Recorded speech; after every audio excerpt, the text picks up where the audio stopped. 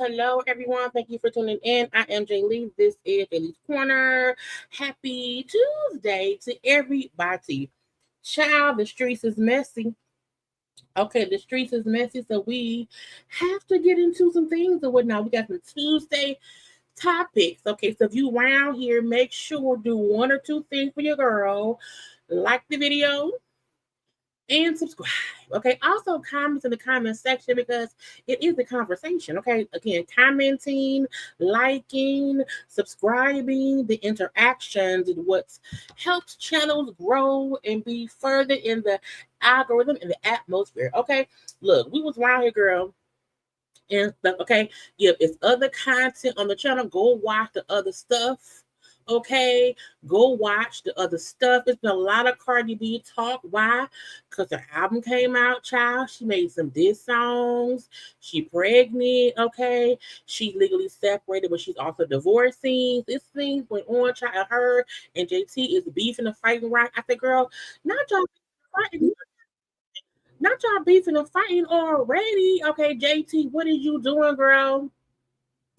What are you doing, JT? Okay, look, I love my thumbnail, child.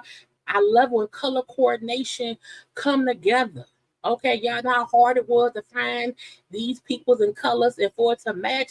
I'm gonna pat myself on the back for my skills as a content creating, thumbnail making individual. Okay, I be doing it and doing it and doing it. I'm around here now. Hey, y'all, folks trying to make fetch happen and it ain't working. Okay, JT trying to make fetch happen. A lot of folks trying to make fetch happen and it ain't catching on. So we around here to discuss it. Now, look, we only gonna be here for a little time. We would not be here for a long time, but I mean, I said I was getting prepared for my live, and I said, is JT and Cardi exchanging stuff on Twitter? And I said, oh. They going back and forth on Twitter. Lord, what is happening here? JT, either get in the booth or be quiet. When you a rapper and you beefing and someone makes a diss track about you, get in the booth and cuss them out. Okay, go from the top to the bottom. There are things about Cardi B that you can say in the diss track. Why not do that, JT? But again, we will get into that. But first thing first, how y'all doing? Okay, how was everyone? I am back. Like I did not leave for a week, and we will have a conversation today. Okay, y'all see me telling y'all to like the video and subscribe and stuff. Thank you. I love my thumbnail. I love my thumbnail. And because Diddy and Offset to me are the evil villains. Today, I made sure to put them two in red to show y'all, hey, we can't trust either one of them. I don't care what Caresha say. I don't care what Caresha say, girl. I don't believe you. You're lying. No. Anyway, but I ain't messy, but I can be messy. Okay, I can be messy because it's my channel. Anyway, hello to all the people. Okay. Uh, They had a whole day, and Cardi out there promoting the whole album, child. She's on tour of the locations and getting the album sold and whatnot, making the monies and making the rounds, and still beef with folks on the social medias, okay? But again, hey, okay? Hey. Around here, hi to y'all. The girls is fighting. And I said yes. Yeah, let's get into it. Man, Widow has an old skeleton. You know what? I've been staying out of the Caucasian business recently. You know what I'm saying? I've been really minding only the black business. Because the white folk business that's going on around there, it's just I don't want to. Cause I can't say what I want. Okay. But again, hello. Okay. Child, look, when you tell somebody that, you know what I'm saying, they up and sharing purse with a man and putting the dildos into places where dildos go, I guess people be just upset. Okay. But again, I want to get into the things. Let me share my screen. Let's go ahead and get into it. So that way, because when I have to go over the Diddy the Diddy defenders, that's what they call the Diddy defenders, okay, when I have to get into all of the Diddy defenders delusional letters of grandeur in support of that man, I want to have time to tell y'all what some people said, because it wasn't just JT who wrote a letter. Okay, it was not just her. They keep saying her name, that she's one of the people, but it's other people too. Okay, but let's get into the things today. Okay, did y'all like already? Did y'all subscribe already? And if you're watching the replay, thank you. If you're watching live, thank you. I love my live watchers, my replay watchers, my members, moderators, subscribers. Now, y'all 9 subscribers, I don't like y'all.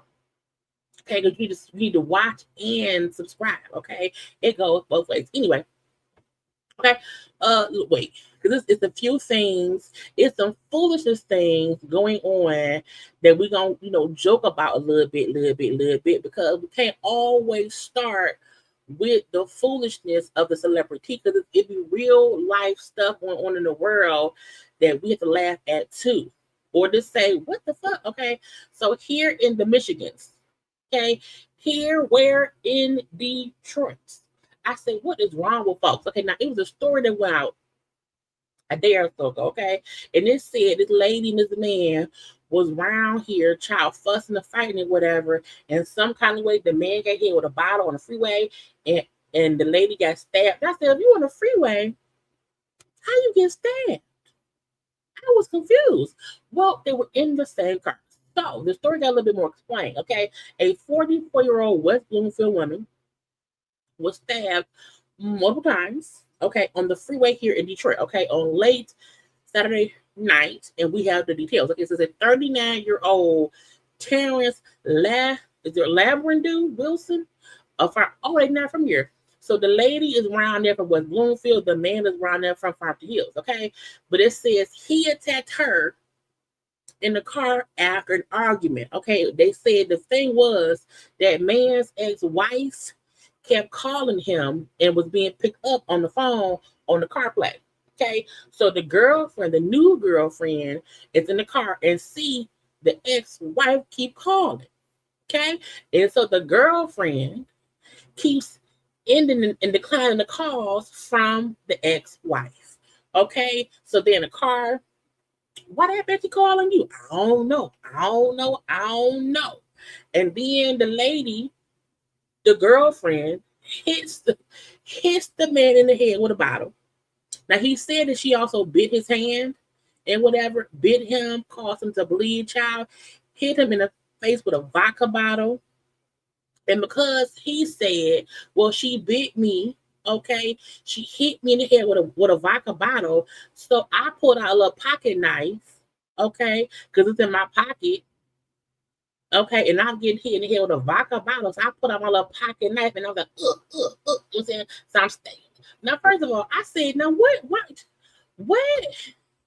Now I'm not. First of all, if we driving somewhere and you driving on the freeway, bitch, I'm not hitting you with a bottle because if I hit you with a bottle, you could crash and then it kills me.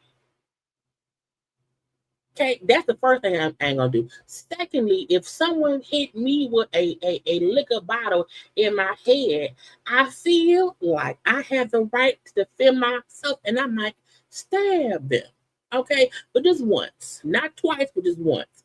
So I'm conflicted because if it's true that they're fussing and arguing in the car while driving on the freeway, nonetheless, okay, and if she did bite him first, if she did hit him with a bottle first, and his response was that he was, stab, and whatever, I feel like, ain't he the victim?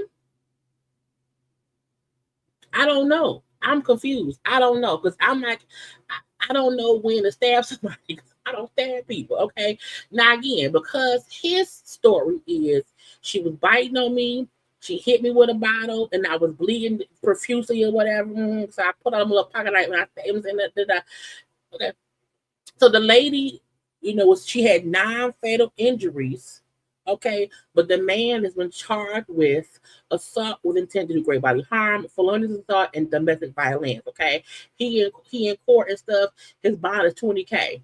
So I'm asking, should he have been arrested if his story and her story match to where she hit him with about a first?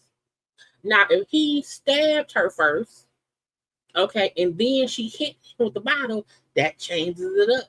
I don't know. But I am not stabbing anybody. I'm not hitting anyone who's driving the car in.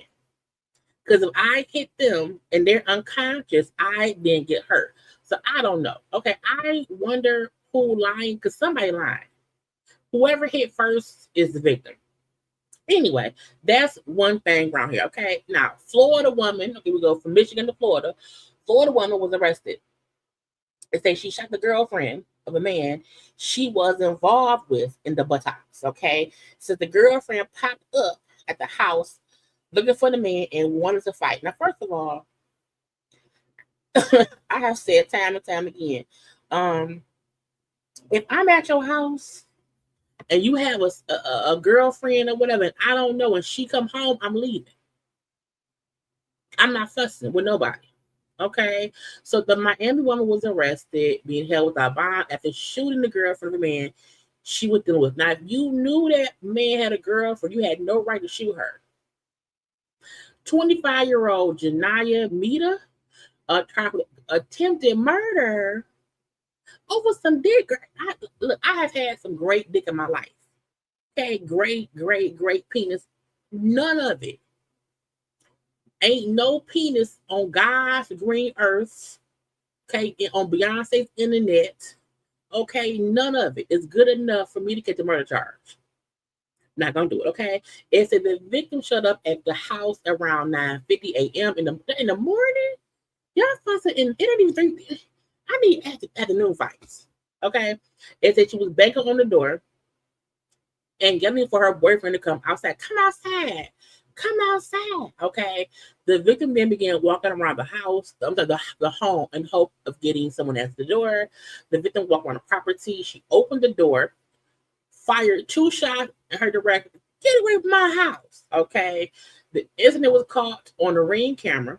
After being shot, the victim fled the scene and went to a nearby police station to call the police. Okay. Moments later, video showed the victim's boyfriend leaving the house. Child, not him. He was there.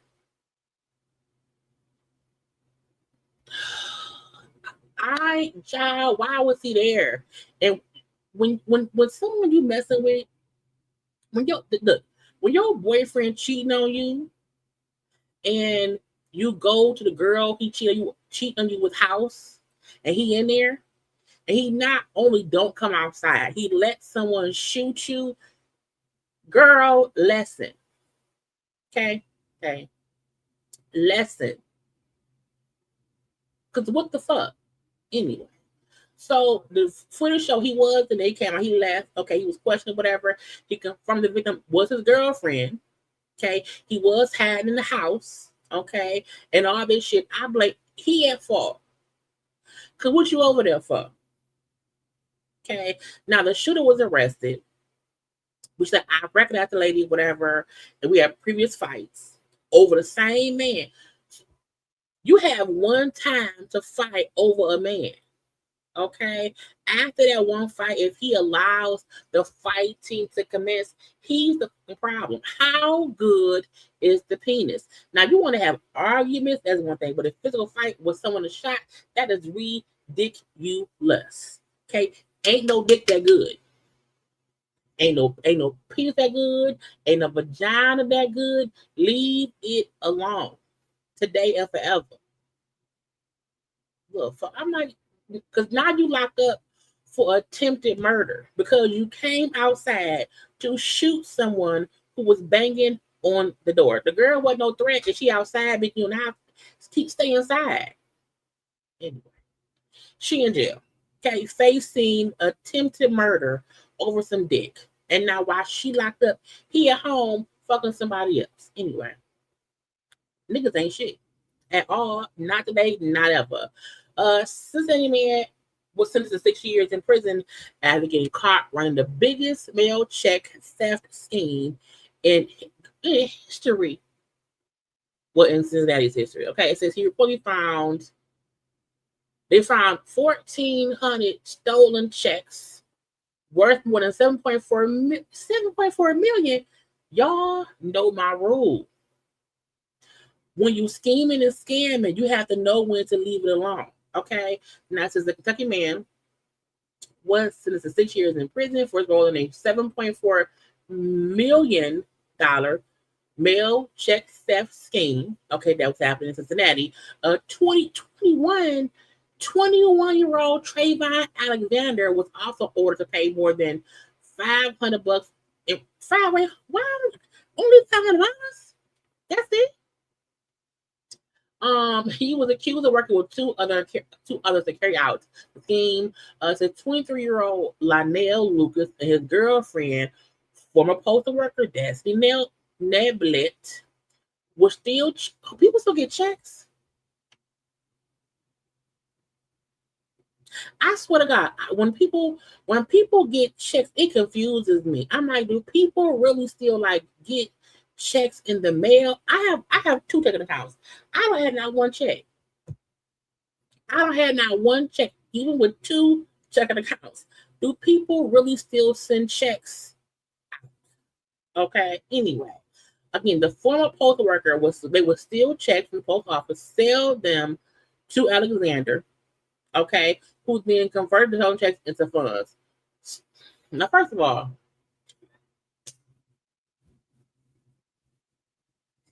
I know this scam.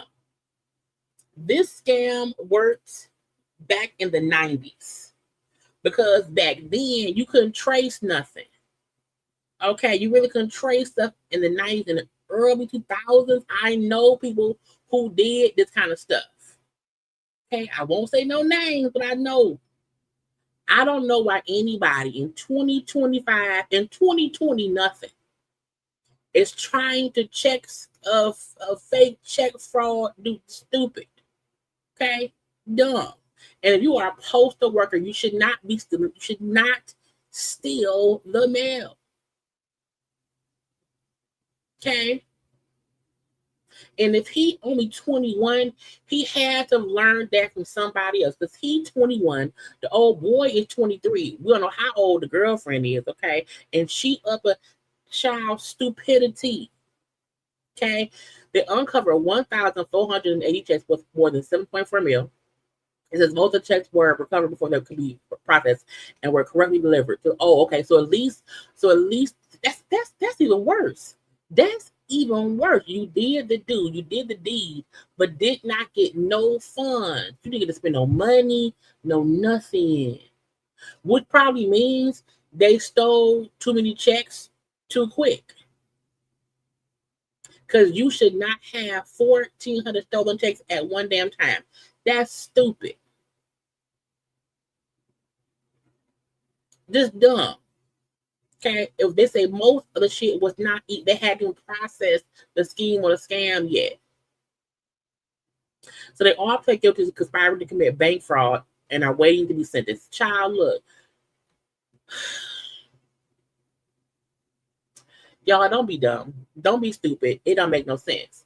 The last dumb thing, people around here, Florida woman faces attempted murder charges after allegedly stabbing a man who called her the R word for trying to take his man around. Now, first of all, she looked touched. Okay. She looked like she probably rode a special bus to get to school while she was a child. Okay. Ain't nothing wrong with anybody who rode a special bus. Okay. But when you out here trying to kill people because they said you are the R word, it means something ain't right in your brain. Because that's not an offense to try to take somebody out for. Okay, you should just ignore that and leave that be. Don't even try to deal with it. Okay, she looked like she maybe possibly rode the special bus. Okay, sat in the front seat. Okay, nobody bothered her, and all she really needed was one good friend. Okay, all she needed was one good friend to be nice to her and say, "Girl, hey friend, how you doing? Girl, I'm fine." And she would have been cool, but she didn't get no friends because whoever gave her that wig was her friend. This is a horrible wig. Okay, 22-year-old Florida woman is currently behind bars at the police station. She stabbed the man she stabbed the man she met through social media. Was she selling vagina? Okay, she told the victim told the officer he connected with Zariana Renee Marshall online just 2 days earlier and was at her house. Okay, he spent the night. They did it. They had the sex. Okay, they was doing it well. Maybe that's why her hair looked bad because they had some good sweaty sex. Okay, I hope they used condom. Don't y'all be out here fucking. Don't be out here fucking no condom. Don't do it. But yeah, I hope that y'all strangers. You met online. So let's hope she not pregnant or he not, whatever. Okay. Anyway, they met 2 days prior. He came over to do it. Okay. Around 9 p.m., he began packing up and leaving the apartment because they was arguing. Okay. He told them she went through the pockets looking for rolling papers to smoke some weed because she had her own. Also, people, please have your own papers. Roll your own stuff. Roll your own weed. Okay. So they fussing, and the victim said, "I call her the R word." Okay. She snapped and said, "You want to see the R word?" Okay. Pulled out a knife and was stabbed him once in the back of the neck. That you can kill somebody. She said she acted in self-defense because she said that he punched her in the face. Now, did he punch you in the face? Did he punch you? Her face do look a little swollen on the side right here. Okay, so if he punched her and then she stabbed him, all bets is off. It said authorities mentioned she had no visible injuries and refused to allow officers to take a photograph during documenting her claim. So we don't know. Either way it go, stop meeting people online and then doing it to them real fast and wanting to get high. Okay. Because now she in jail. Now he stabbed up and ain't nobody high her wig to look stupid. Okay. I need folk to stop being stupid because being dumb don't pay. Anyway, let's get to some thumbnail stuff. Well, let me see. Well, no, I got a few things before we get to thumbnail stuff. It was a lot of little itty bitty things that was going on that I want to get into. Let's discuss Lil Kim.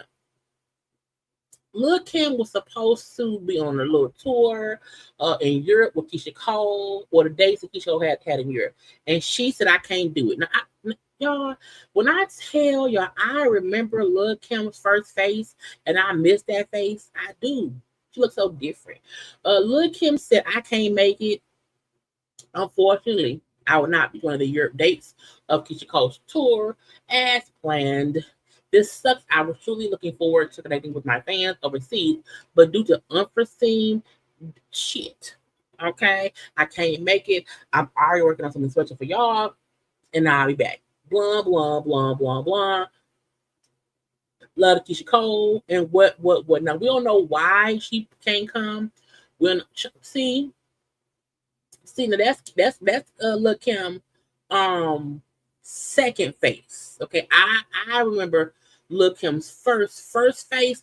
That's the second face that I wish she would have stopped changing at that point in time, but she kept going. Okay, so again, we don't know why she ain't going, but she said I can't go and we ain't around here. Okay, and I said fine.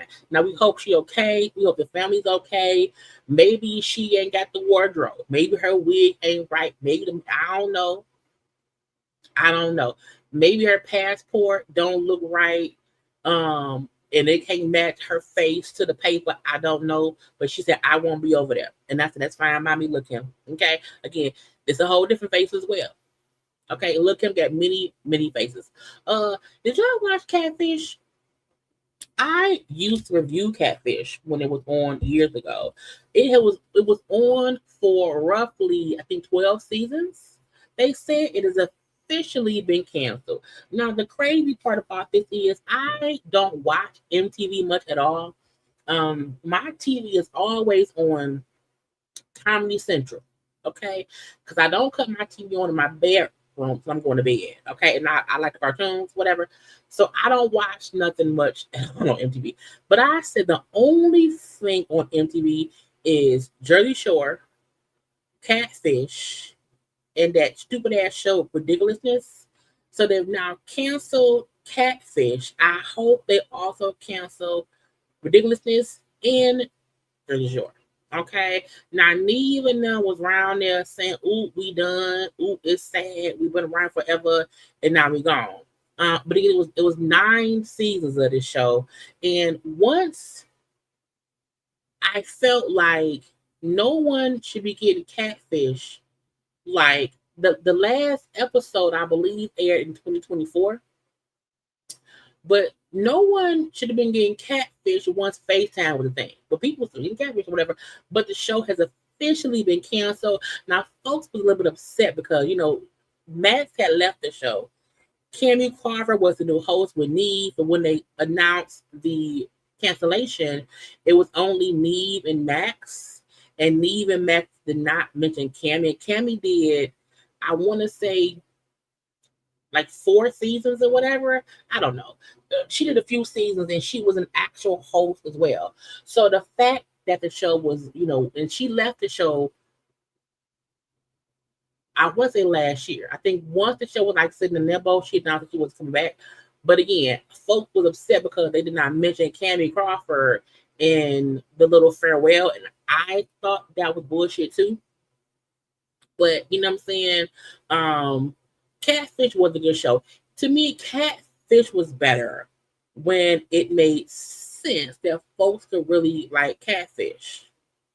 And I'm like, you can't catfish nobody now. Because I'm like, bitch, I will FaceTime you. And you have 2 times to not answer my FaceTime, and then I block you. Period. Okay, okay. But goodbye to catfish. There's some other people down here. Jimmy Kimmel. So folks was all pissy. They was all upset. They was all mad. Oh my God. They, got rid of Jimmy Kimmel's show. Let's boycott Disney. Let's boycott ABC. We're gonna boycott Hulu. Everybody, y'all need to cancel your Hulu, cancel your Disney, cancel. And I said, look,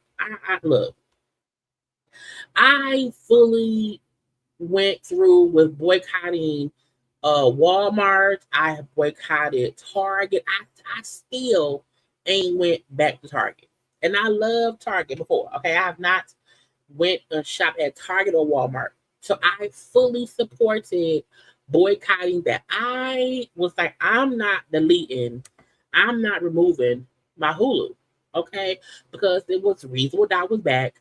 The new season, I'm Grey's Anatomy on ABC, The Rookie on ABC.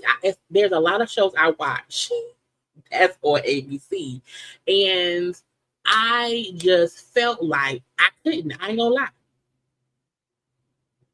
I still fully support people who are pissed off about Kimmel being his show being taken off the air. I fully got it. You know what I'm saying? I fully got it. So if they would have asked for something else besides that, I would have it. I did not do this. Also, I felt like enough other people. Now, if canceling my subscription would absolutely get code 45 out of the office, I would do that. There's nothing I would not do if I knew for a fact we could change the people in power at the house as white. Okay, that I am. There's nothing. The child, look, there's nothing I would not do to get that man out of office. However, I'm not canceling my Hulu over Jimmy Kimmel. I'm gonna still say what happened to him was stuff. I still would say he should not have been stopped. All that I agree with, but I'm like, I can't, not right now. Now, if they had said this in 6 more weeks, I would have canceled. I would have canceled. I would have. But I said, no, I can't. Not today. Not right now. No. Don't do it. Shut up. No, don't do that. Don't do that. We have been fussing about this, y'all. Because I said, I'm not canceling. He's like, oh, you ain't going to. No. Because I tease some other stuff. But anyway, my point is, I could not cancel my Hulu. I could not. And we then see the show was canceled on Wednesday. It is currently Tuesday. His show will be back today. It will be back today. Because a lot of folks canceled not only their subscriptions, they said some folks canceled like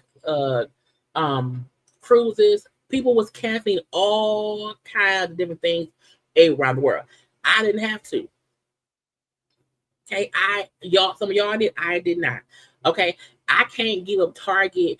I can't give up Target, Walmart, Hulu, liquor, sex, chicken wings, pops. I can't give up all my stuff. I can't do it. Leave me something, Jesus. Okay, I kept my Hulu. But again, Diddy said, "Hey, he's back on the schedule. His show will be coming back tonight, Tuesday night. Tonight. Now there is the media group. I forgot the name of the media group. There's one media group. Do I have it on here? I don't think I did.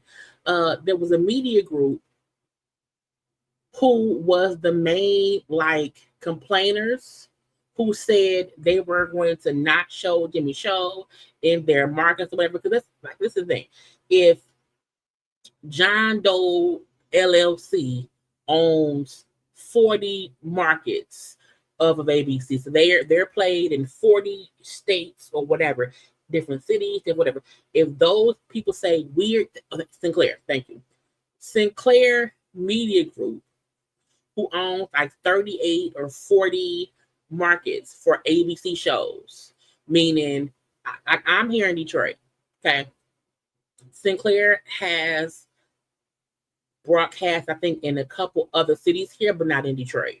So if you are under their broadcasting system, they're refusing to air Jimmy Kimmel. And that was one of the first complaints of folks saying, we're going to pull the show. We won't show it, blah, blah, blah, blah, blah, blah. That's how all this happened. Now, Sinclair is still saying they're not going to show him on their networks. So if you are under a Sinclair network place, you won't see him. But because I'm here in Detroit, I will. I don't watch him, but it's still on, okay? But again, he's back. And I said, for folks who cancel Hulu and stuff, Hulu and Disney, whatever, will you resubscribe to your stuff because he's now back on air. Now, do I send my DVR? What time you come on, Jesus? Because he on ABC, right? Because I do wonder what he's gonna say about his show being pulled. I'm looking it up right now. What's the show called? Is it called Jimmy Kimmel? Is it called Late Night? What's it called? The Late Show with somebody? Child. Let's see. Upcoming today, 11:30. Child, I'll be in the bed. I'll be woke. I ain't gonna lie. I'm set my DVR. Okay, it's set. Because I do want to see what he's gonna say about his show being pulled, him being silenced, folks, Code 45, celebrating his show being canceled. I want to see what his response is. I feel like, the First Amendment, which is freedom of speech, is something we have to hold dear, because freedom of speech does not mean that you can be as mean and ugly in your comments as you want to be, but it just means you are allowed to critique people in the government. Okay? No one is supposed to be allowed to pull strings, and if you say anything mean about me, we're not supposed to do that. Okay? And that dumbass man, the Code 45, okay, out here being stupid. Okay?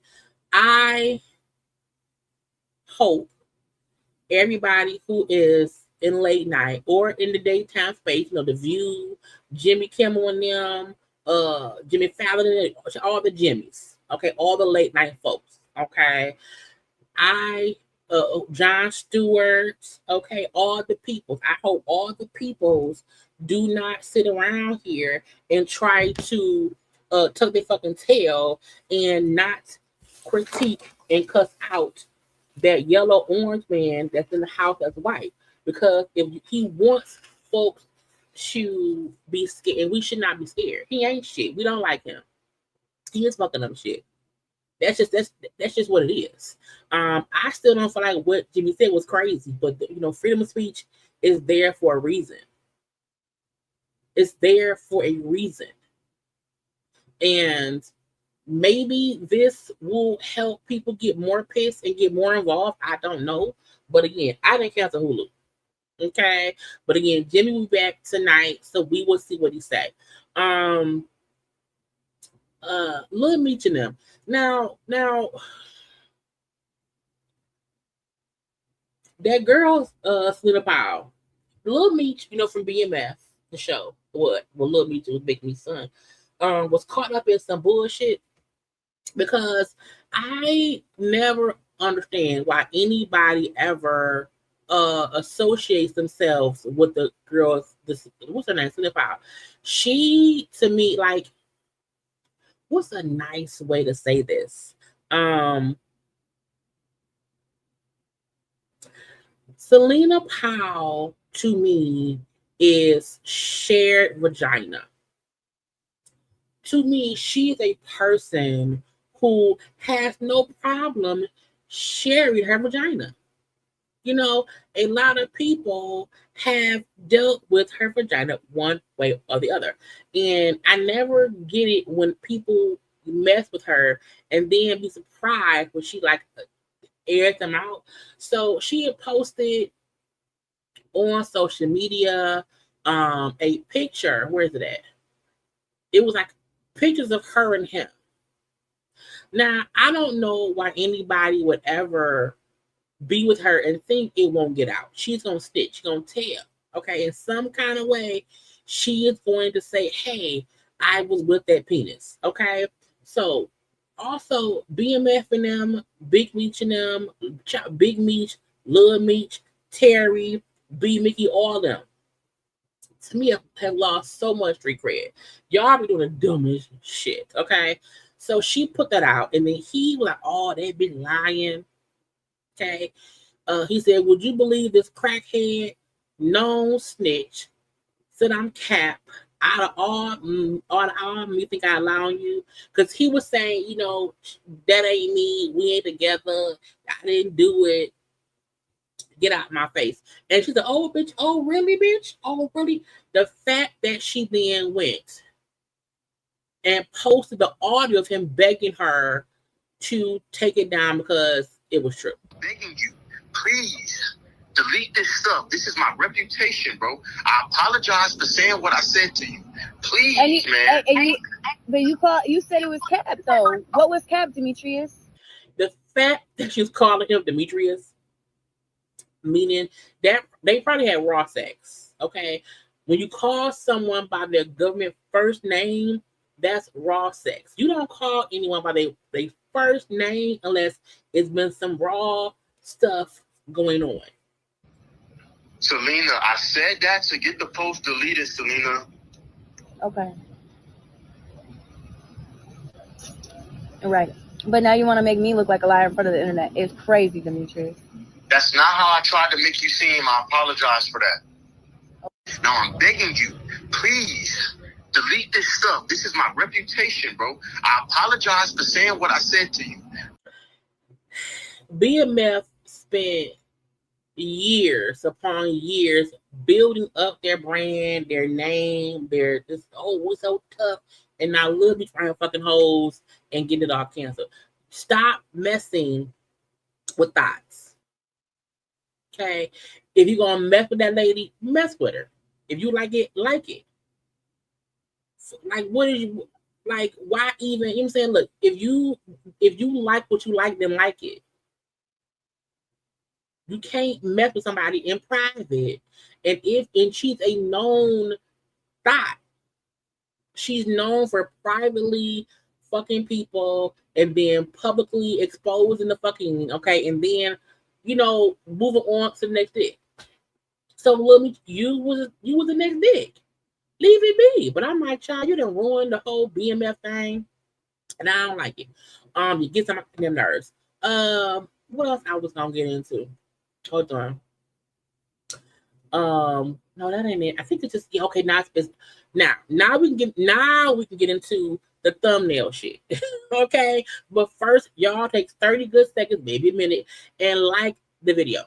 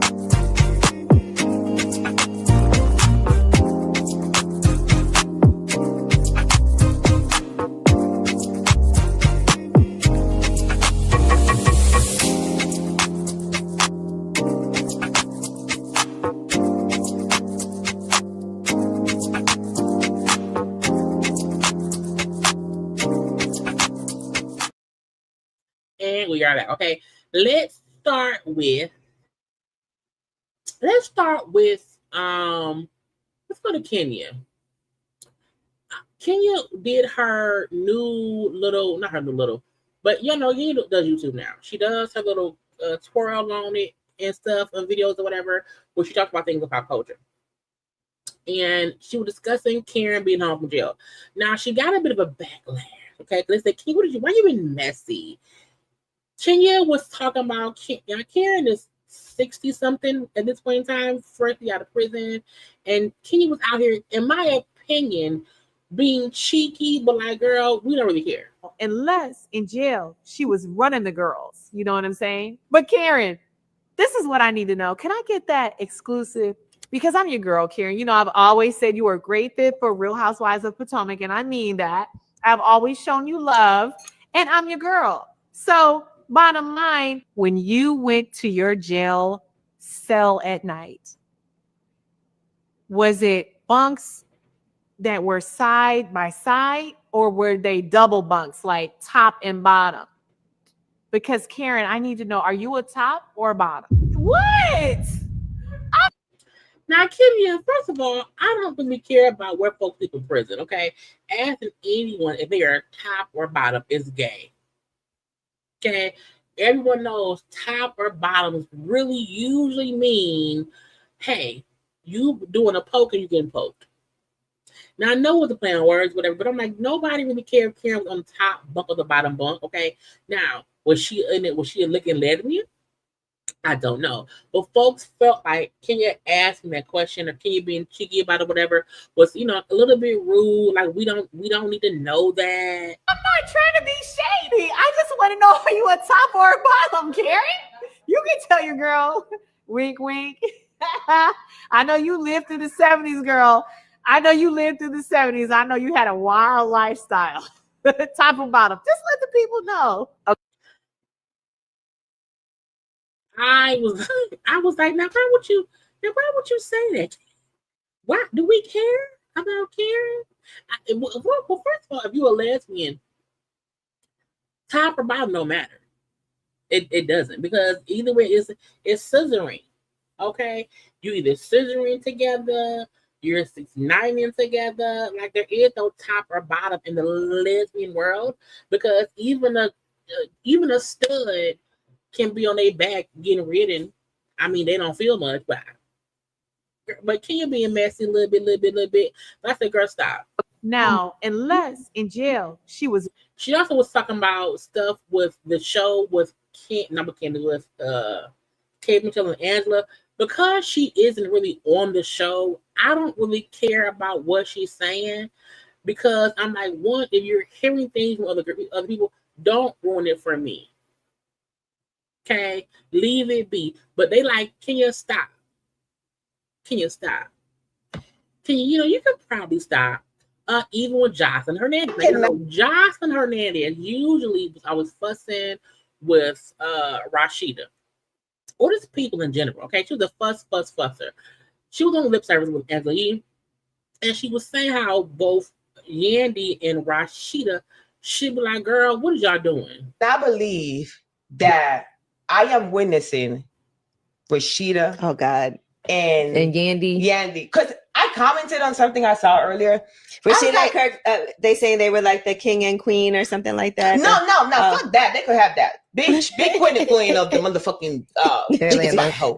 I don't care. No, that's not what it is. That's not what it is. No, that they're going back and forth at each other that way, in the sense of like, we're two grown women and we're sitting up here disrespecting us because we got two dogs out the leech. Now, first of all, I'm like, Johnson, wasn't you and Mimi fussing over Stevie J all the time for years over the beef stick? I think that. And they were good friends. That's what was that's the whole thing. That's what's that's really the whole crazy. Thing. The fact that it has come to this is just like, I don't even know what happened. So I just heard them arguing. to I was witness. thrown by it. I'm like, wasn't they cool? Yeah, I'm really like, I just, you know what I want? I want Rashida to retire from Love and Hip Hop. Mm-hmm. Like, I want Rashida to retire from Love and Hip Hop, and I also want Yana to retire from Love and Hip Hop. They both have been on from like the beginning. You know what? They can actually come get me to produce a nice, clean show with young, fresh meat that are entertaining. No, Jocelyn, shut up. Now, I do feel like both Yandy and Rashida need to retire. I think they both were at season. Well, Yandy came in, I think, season 2 or 3 of New York. She was not on as a cast member for season 1, but Rashida has been on Atlanta since season 1. I do feel like maybe like do something else. It's been a long time, okay, and it's to a point to where it's like, do you not want to do anything else? Now, I don't think Jocelyn should have any involvement in no new show. No. I think girl, stay over there on Zeus with the dancers and whatever. Do that over there. Leave Love and Hip Hop where it is. But I do agree that Yandy should retire. Once Yandy moved from New York to Atlanta for the show, I'm like, girl, that's a check. No, Yandy wasn't a cast member on season 1. Yandy was, I think, behind the scenes a little bit. Season 1 was just, Jimmy and them. It was like Jimmy, it was Cambella, it was what's her name? Fabulous baby mama, Emily B. But Yandy was not on the cast season 1. She came in, I believe, season 2 and whatnot. But Jonathan's right. They should retire. It's been a long time. Okay, move on from that. Hold on. It's a lot of Cardi B news. I'll go Wendy. Wendy looks great, and I just wanted to highlight that Wendy was at the Laquan Smith fashion show. I don't know who did Wendy's hair, her makeup, her outfit. Wendy looks good. Okay. I thought we had seen her out a few times and she looks okay. But to me, seeing her here, like, hold on. She looked coherent. She looks like the old Wendy. Now, don't get me wrong. Wendy still needs somebody watching her. She still needs to be, up under someone's care. But I'm happy to see her out and about in these streets. Okay, she was at Fashion Week or whatever, walking around, child, looking good. Her eyes still give a little bit of what am I doing, what's going on, don't leave me alone for too long. But that's why I say she just needs somebody with her to be sure that she's aware of her surroundings. But I'm like, she looks great. And even to see her just out and about is what I want. Okay, I don't need her on no podcast. I don't need her on no talk show. I don't need her on no radio, nothing. I just want her to live her life, pop out when she can, go to movie premieres, go to fashion shows, show up to events and just live life, but not have to be answering questions, doing interviews. I don't even like when folks question her out in public. A part of me feel like they're waiting for her to kind of get tripped up a little bit. And she do. You can tell when she's a little bit, just a little bit confused or whatever. But again, I'm just happy that seeing her out, looking good, smiling with the people, that I can appreciate. I think that she's earned. The old Wendy will never come back. Okay? The how you do it, that's not sweet. We ain't gonna get that. Okay? We ain't gonna get that. However, she can still live life. She can still have fun. She can still attend events and just, go out to dinner. Okay? Go to restaurant openings. That can still happen. Okay? So I love the fact that she's still around here in some kind of capacity. Now, who else I want to get to? Oh, Nene. So Nene was at an event, right? And someone had posted this picture of Nene.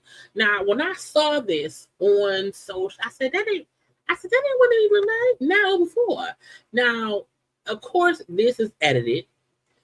They made her look even darker from before. They made her look extremely weirdly surgical in the other one. And the photo was like making this rounds or whatever. And I said, well, clearly that is a fully edited picture. Now, we not gonna act like that Nene don't look different now, because she did kind of look like the before. She just was not as dark. Okay. And she don't look like the other one now, but I still feel like, girl, we know you did look different back then. And so she's commented on, folks changing her looks. Yesterday, a picture of me as a dark-skinned Nene Leakes with short hair, and the Nene Leakes today is light-skinned with a pinched nose, big cheek. I saw that stuff. This is all the internet doing, right? But Mimi, you have had work done. Your face does look different. Sometimes because of those filters and those face tunes things you use, you do look animated. So we ain't gonna act like sometimes you don't look real different. And so then you go out in public and people are looking at you like, is her nose pinched? My nose is too damn big. And let me see, is she light skinned now over being, dark skinned? I was never dark skinned. I was never light skinned. I'm a brown girl, So they did that part wrong a lot, but that's okay. The other thing they get wrong, I think for me, people think being a housewife that you are a diva for real. And I'm probably the least diva of them all. I know a lot of our face. Okay. You might not be a diva on a level times 1,000. But you damn sure is a diva around the 2s, the 3s, the 4s. Okay, we not gonna act like we've not seen you be diva-ish. Not a diva. And when I think of diva, I think of people that are super laid and attitude-ish, like on time. I'm crazy about time myself. Y'all say 5. Y'all say 5 and 5. Right, and I'm mad because y'all here 5:15 because I was here 5. You know what I'm saying? I'm not a diva. I'm not a diva. I'm on time, and I'm grateful for every opportunity. That's and I do think people get that wrong. Sometimes they just think you're a diva. I'm not so regular. I think Nene has had. That maybe because from Atlanta, from the South. So I'm real regular. Like, let's get real. I feel like Nene has had to humble herself since she had to fall out with Bravo, since she, as she said, was blackballed or whatever. I feel like some of her diva antics that she had while she was an active housewife on Atlanta, I think she no longer has that going for her. I think she knows I can't be a diva.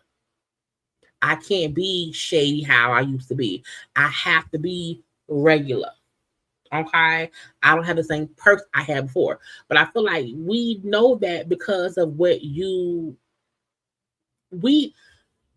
witnessed you be a diva on that show, like your last 2-ish seasons, like we synced it. You know what I'm saying? And I think that's the reason why now you do have that stigma of who you were. So I think she may forget, but we don't forget or whatever. Your face has changed. You do use face tunes in different apps. You do post things that make you look lighter, that make your face look, your nose looks slimmer. So folks are just going off of what you show them on your post. Okay, girl. So you do look different in person because you look regular in person. But anyway, I digress. Else was I gonna get? We got into job. We did Wendy. Is it just Cardi B and number stuff? I forget. Let me see. Hold on, let me see. We're gonna do Diddy and them. Apryl. Apryl was on Carlos King. I have not watched the full video. However, I think the biggest thing with Apryl is she was in a relationship with Omarion. They had 2 children. I think they were engaged. or were they engaged? Maybe they were a couple with kids, okay? And then they broke up. And then the next thing we saw was Apryl of Fizzle Pop. And that caused a big ruckus or whatever. I think the main thing I think folks have wanted from her or from anybody, whatever, is to say, how did you go from Omarion to his friend, bandmate, co-worker, Lil Fizzle Pop? One thing I want you to address is obviously one of the most controversial things that happened on the show was you dating Omarion's bandmate Fizz. Okay. And a lot of people felt like, oh my gosh, girl, that is like the biggest no-no. How dare you? What's going on? I've never heard you explain it to the point in terms of like what happened. And I do reality television, and I know that you're not able to see everything. Yeah. And I'm not here to ask you questions based on what I saw on the show, because that to me isn't necessary when it comes to that sensitive situation. And I just want you to be able to explain to the world their curiosity into like, how does that happen? You did say in an interview before that Fizz was... He talks so damn much sometimes. I be like, Carlos, child. There for you emotionally as a friend, and then things happens. Well, I think that people watch reality TV and then their timing and all of that. Like when me and O did the show, that was 2014, 13 going into 14, because I was pregnant with Mega. And then you're talking about me not going back on the show to 18, 19. So it was like 5 years that had already passed of not being on the show. And there was a lot of stuff personally that transpired between that time, right? And no one knew any of that. I feel like when people be on these shows, and if the last thing we saw on the show was you in a relationship, birthing a baby, you with Omarion, and if the next time we see you, you're with Lil Fizz, that's weird. Okay? It's not as if weird as we are imagining nothing is went on, but like, girl, it was you and Omarion with a baby and together. Y'all then weren't together, and you came back on with a friend. That's suspicious. Yeah, it's fine. That's weird. So what would we think? Wasn't like, yes, cool, in a band together. But like, what does that look like behind closed doors? Are they really friends? Do they really spend time together? All the things, like, we have to take all that into consideration. At that time, me and Drew really did become good friends. Drew is Philip for the Pop's bro name. From the show, me coming back onto the show.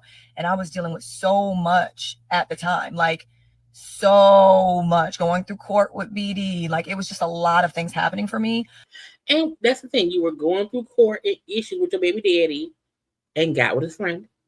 What I will say, his co-worker, his bandmate, is that I'm grateful for him at that time. Because I didn't have any family. I don't have any family here. But he was a friend, someone who made sure that I was good. Like if I needed anything, if I wasn't getting sleep, you know what I mean? And I was literally at my wit's end, he'd be like, maybe you need, he was there. And I think the issue folks had with that was Moniece had the same struggles. Moniece brought up, Moniece, who lived for the Pop baby mama, Moniece said how after she had the baby, their son, she struggled as a mom. And because of her mental issues, her mental struggles or whatever, she needed, help from Fizz. But I felt like Fizz used that as like a, bad Moniece, bad. But with Apryl, who was struggling with somebody else as her baby daddy and with her own kids, you were sympathetic to her and helpful to her, but dogged out Moniece. He was there. And so I will say that I'm grateful for him in that time frame. And yeah, things were intimate between me and him, obviously, clearly. But that was a real life that I was living. It wasn't anything trying to get back at at the time. O was far gone. I mean, we hadn't been together already at that point, like I said, for 5-6 years. Even if I have not been with somebody in 5 or 6 years, I would not date someone as close to them as their direct bandmate, especially if I knew there were like issues within the group. You know what I'm saying? And if I was to do that, there would have been some kind of conversation with my baby daddy, with my man. You know what I'm saying? I feel like, no one has a full like monopoly on you can never date anyone I know. But I do feel like if you know me and that person had an actual like friendship bond or whatever, like there's some kind of closeness there, don't go there without having some kind of conversation, because that's when it comes off as, okay, y'all trying to get back at that man.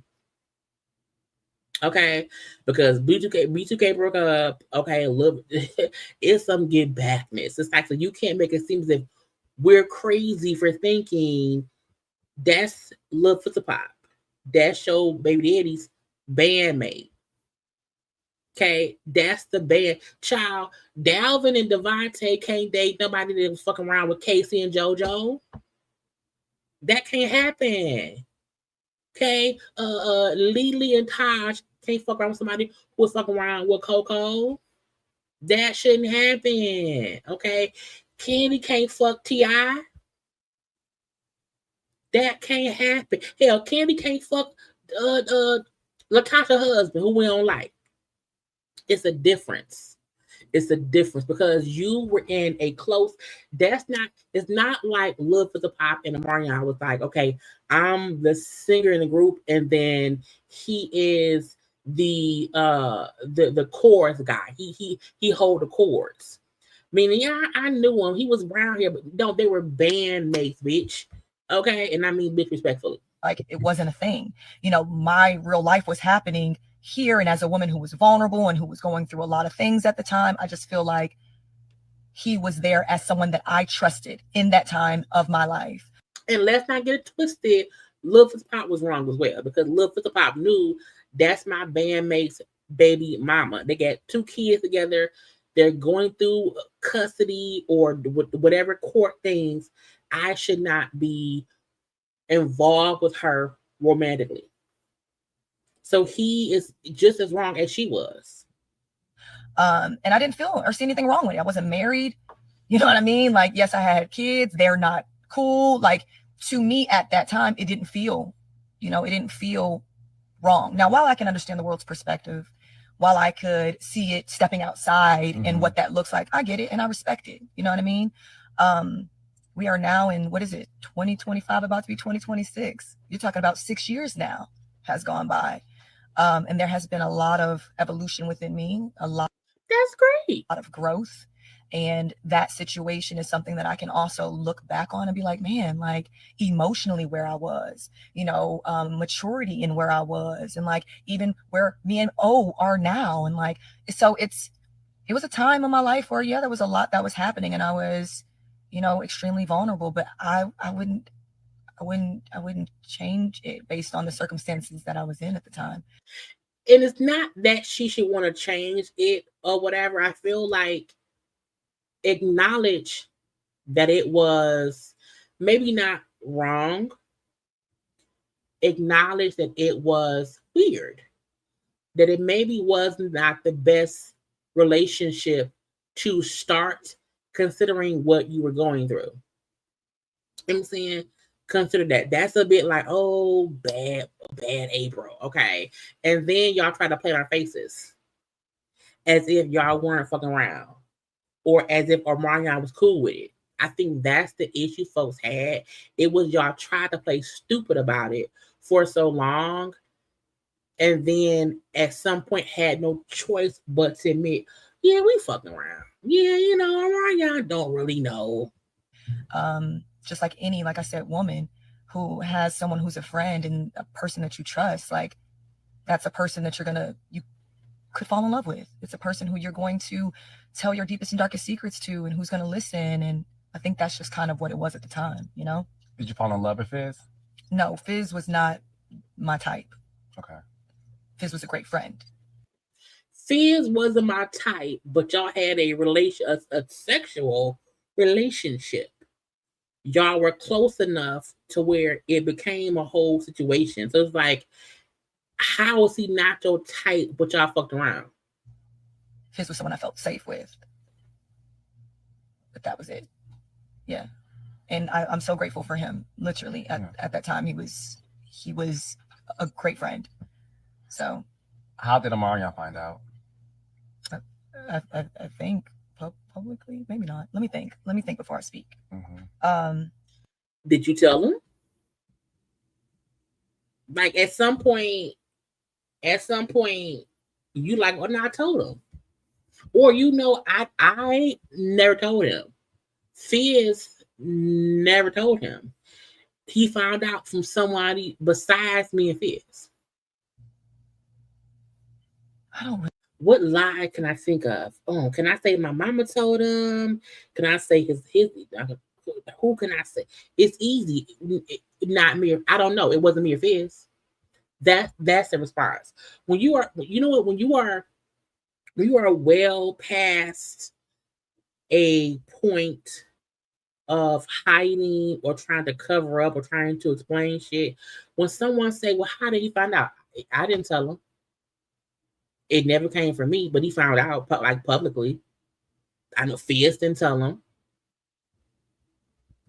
Like, I think at that point when you're trying to just clear the air because it happened, this is 5, 6, 7 years ago. It wasn't for me. I am not looking for an answer. I didn't tell him. I know I didn't tell him. Really remember. I don't know if I said something or maybe he's seen us. I know he saw us hanging out because we were on blogs together. So he saw us hanging out before the show ended up coming out, but he didn't say anything. It wasn't talked about. Like me and weren't good. We didn't talk. Y'all weren't on speaking terms. No, we were not. Me and him were not good at that time. And that's how we know you didn't tell him. So, yeah. And they weren't. So, you know what I'm saying? That's why I'm like, it's interesting. I know what it could look like on the outside world, right? Because, these people grew up together and they were in a band together. But, like, people grow apart. And it happens every day where you see people who grew up together and then, but it doesn't mean that, like, they were friends is what I'm trying to say. So it wasn't like we were together. No. I don't know if she realizes that she did not really explain it away to make it seem better than what it was. I feel like she explained it away to make her and Fizz not seem as wrong as they were. And I think wrong maybe the wrong word. However, I feel like whether Omarion and Fizz were friends, you knew they had a professional relationship for years. You met Fizz probably through Omarion in some kind of way. Like, girl, stop trying to explain it away. Just say, hey, it was what it was. Me and O was beefed out. We had our issues, whatever. I got close to Fizz, and that's what it was. And leave it at that. But don't try to make it seem as if we crazy. We met Omarion and Fizz together under B2K. We only knew them as B2K. They met as a group in B2K. They did grow up together. They did hang out together. Girl, anyway. Sometimes folk be on bullshit for no reason, and girl, please stop it.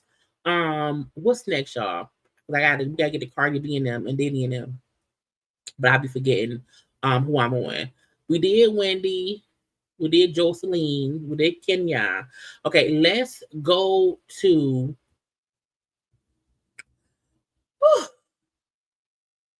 I'm trying to look at my stuff to be sure. I think all the Cardi stuff I'm gonna leave till last because there's just so much stuff. Let's do JT, not JT, Caresha and Diddy now. So Diddy will be sentenced next week. I think a lot of us forgot Diddy was even in jail. I did. I said, I see him in jail still. Girls, they really but Diddy sentencing is next week. And so his team compiled, a whole bunch of shit. So I had to pull up, child. Let me share it. I had to pull up all of the statements, child, from the peoples, because Caresha said that's a good man, Judge. That's a good man, Savannah.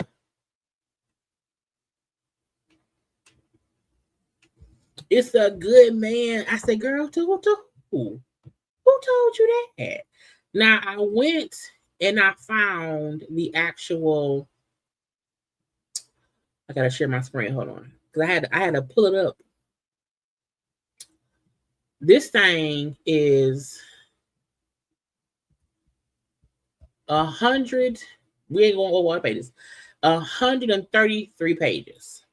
Okay, because they went around there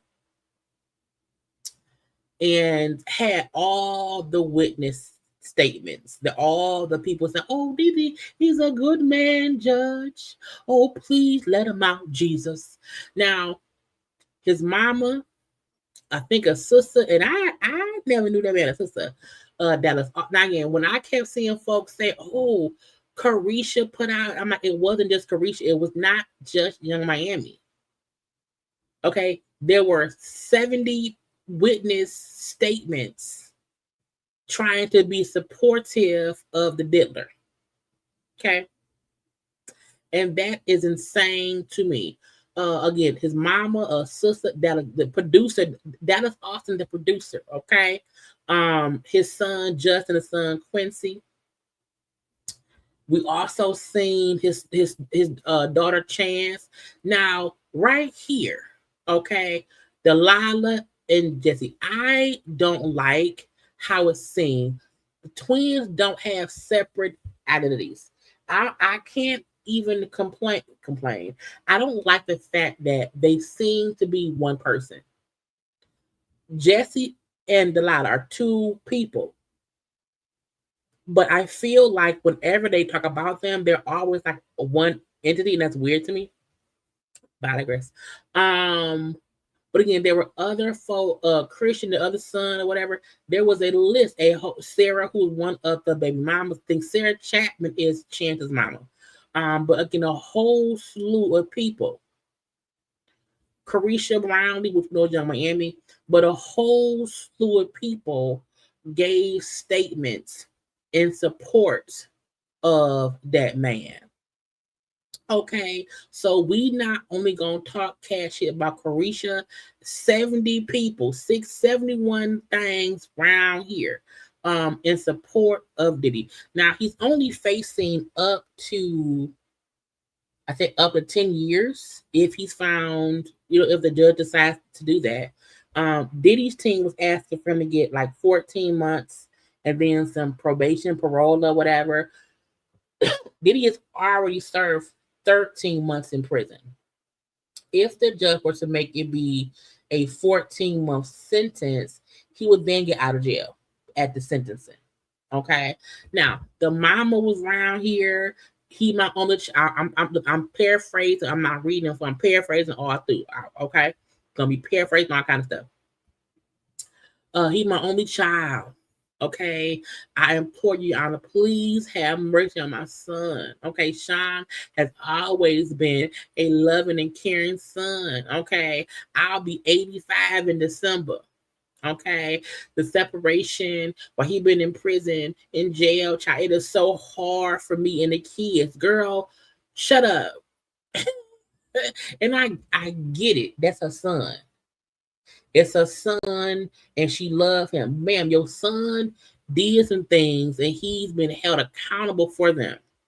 If Diddy didn't have not nan preconceived notion of violence, preconceived notion of this bullshit, if he had nothing on his record, and by record I mean we know of his dirty deeds. We know of his violent behavior in the past.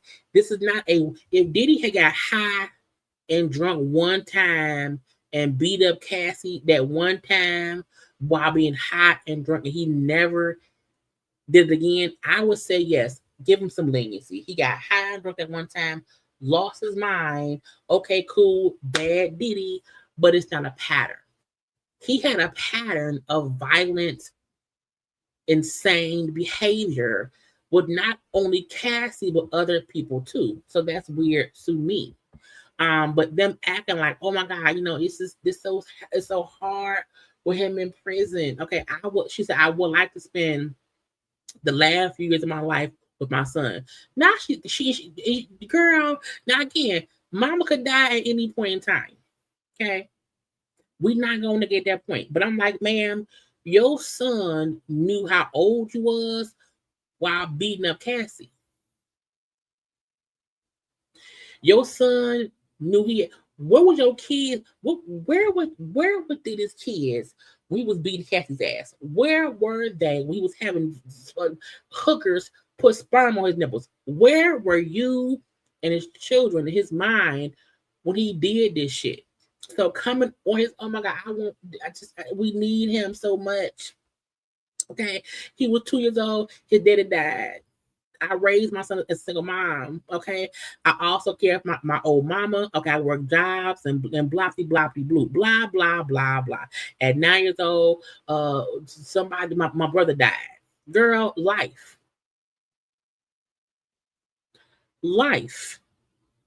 Okay.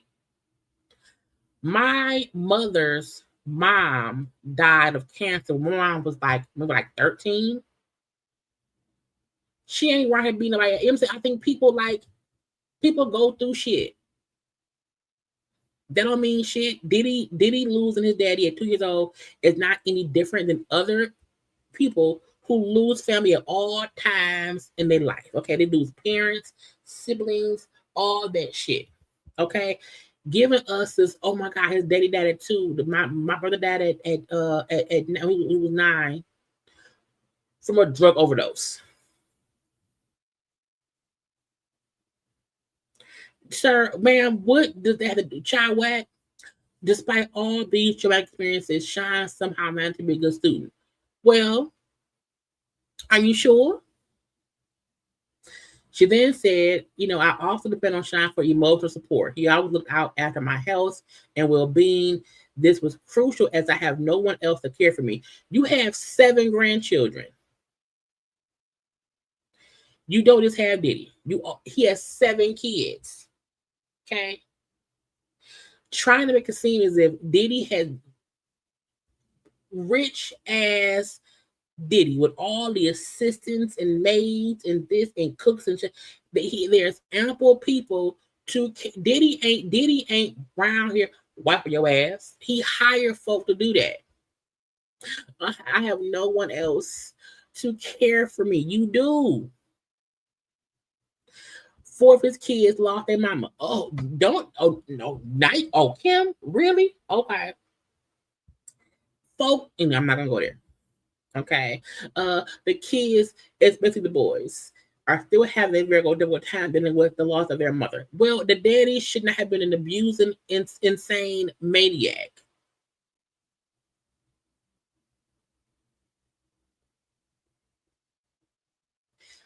Just because you have one son, that don't mean that what he did should be ignored. Diddy having 4 kids who mom died, Kim Porter died. Diddy should have been doing better since from then. Diddy kept doing bullshit from the whole fucking time. I appeal to the kindness of your heart. Okay, allow my son to be able to sit at a dinner table with his family, to allow him to raise his kids and to instill in them the need to be respectful. We seen that man kick Cassie at that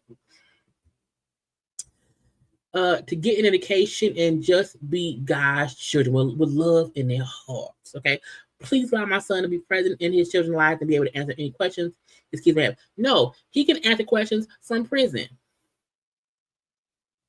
It's phones, it's iPads, it's visiting hours from prison.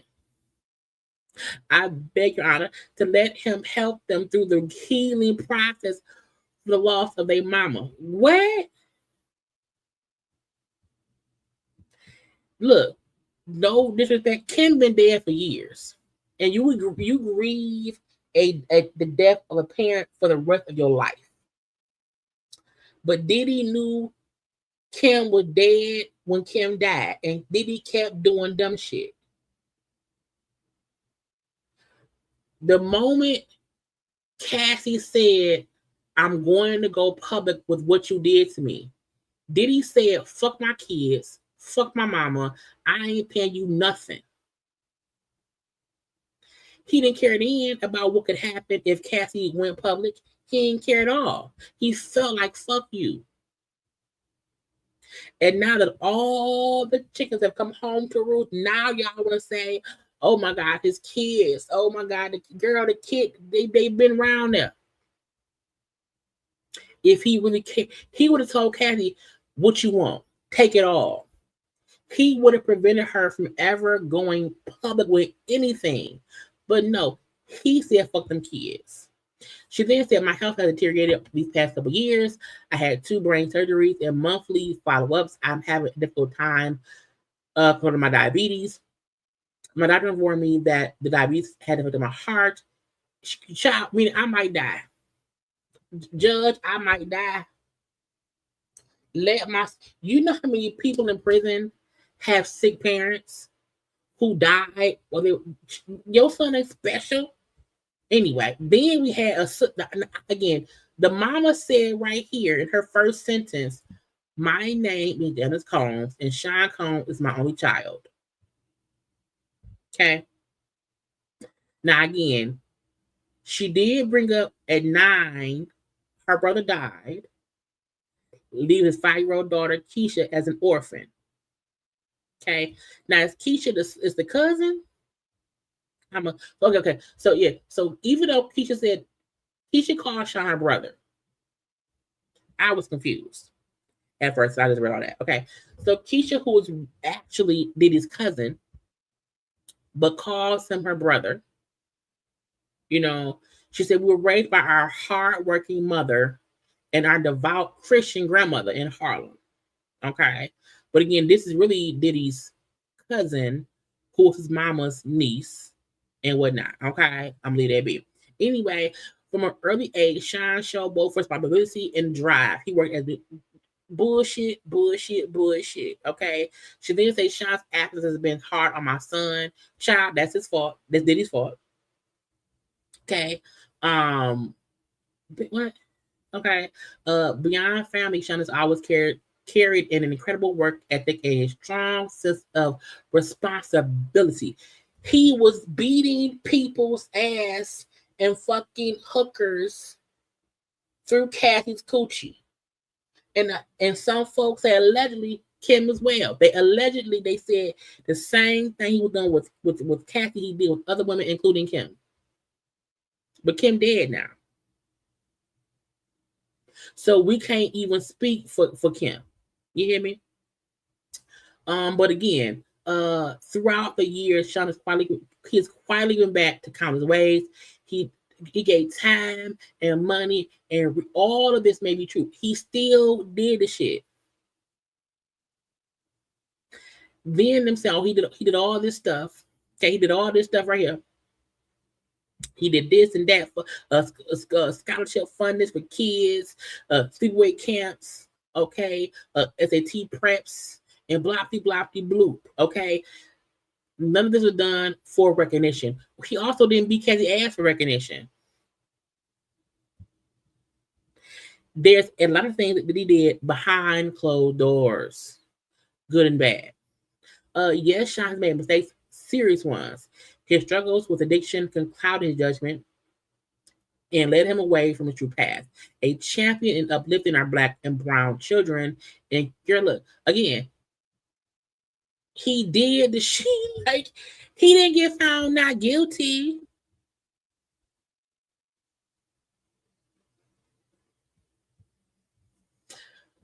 We had spoken on the phone, even when I go to visit him at the jail. Because I missed, not because I missed him, because because I can see into his eyes. I need to see his face, look into his eyes and read his facial expressions. Again, he innocent, Your Honor, because she wrote a 3-page thing in the scripture. I humbly ask for compassion and discernment as you consider Sean's future. Bloppy bloop. Okay. Then producer that is Austin. I'm a producer.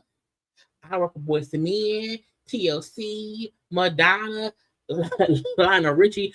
If I was any of these people, if I am at home minding my business and someone say, you know that Dallas Austin brought you up and he did what? Now wait a minute. Now why am I in it? And you could have did it. See how I get thrown in stuff?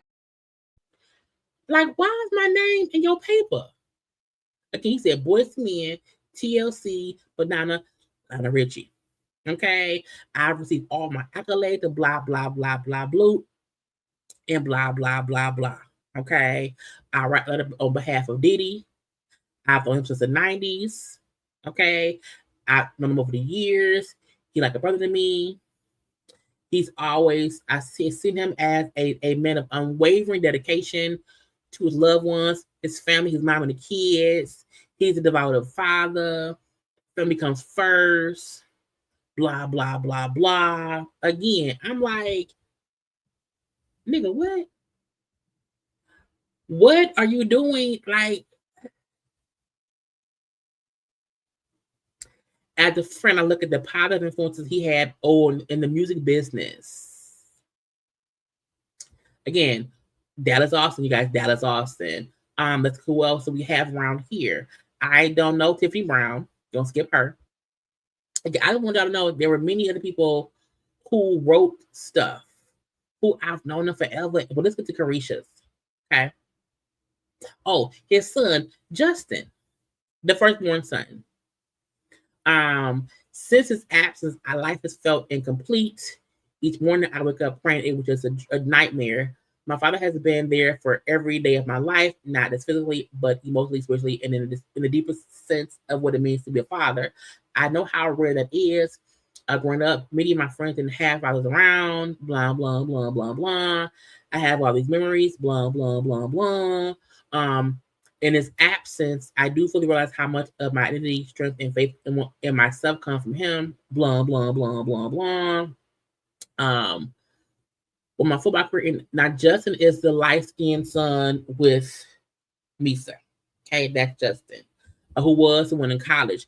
Now, remember too, y'all, Justin was the one where Diddy allegedly hit like a football coach with a barbell, I believe, or something. But there was a violent incident that happened at the college that Diddy ended up settling with the staff at the college. Okay, this is that son. Okay, he said when my football career ended, I went into deep depression. I felt like I had failed, and blah blah blah. My father's fighting battles his own, reached into my pain and pulled me back into the light. Okay, he said, but that's not perfect. I know he has made mistakes, and I do not deny that.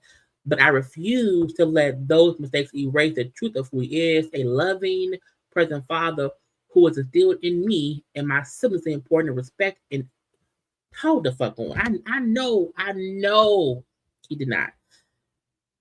He said, I refuse to let these mistakes erase the truth of who he is, a loving, present father who has instilled in me and my siblings the importance of respect, of honoring women, and of standing tall in the face of adversity.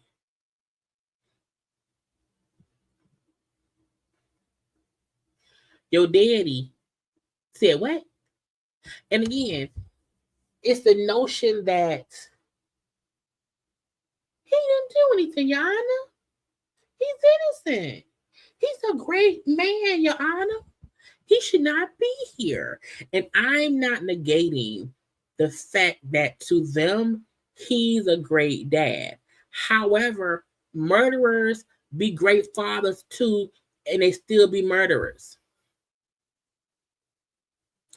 Period. So I feel like if my mom was accused of doing something insane, I would say she was a great mom to me. I don't know the other things she did, but I could not say, oh, well, she taught me to not beat women if she beat, because to me that means my parents are a liar. You can't tell me to respect women, and I see you beating a woman on tape, that means you are a liar. You told me to do shit that you wasn't even. I would be pissed at my parent. I would be pissed at my parent if they told me, hey, don't do all of this shit that they were doing. And now I'm defending you, not knowing you a crazy person. She said right now, my sisters are especially vulnerable. They no longer have their mother. And without my dad, they lack the steady hand and protective love they needed. Girl, okay. I try to step in as their older brother, but nothing can replace the unique comfort of a father's presence. On top of, again, using the kids to be the scapegoat. The mama dead, child. All they got is him. But he knew that when Kim died, he kept doing dumb shit. Anyway, Quincy, who is Kim Porter's son, the oldest boy. Okay, Al B. Sure, son. Okay, I'm Quincy. I'm the son of Kim Porter, stepson of Diddy. Okay, my bio father is Al B. Sure. Okay, I call him Pops. I was around 4 years old. My pops in my life, blah blah blah blah. Our mom passed in 2018. Losing her was the hardest thing of my siblings. And then I am not ignoring losing a parent sucking.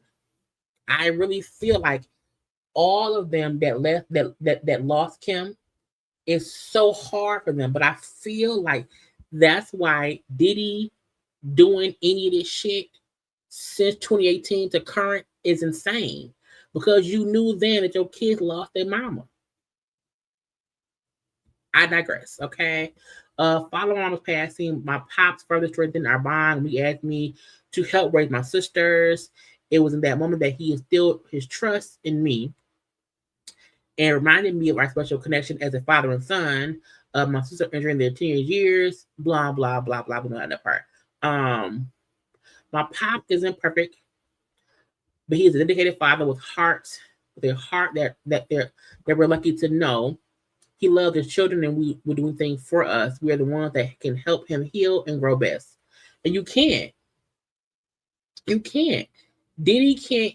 Them kids can't fix him because Diddy, he always had kids this whole time. Diddy had kids since the 90s. He always knew he was their daddy.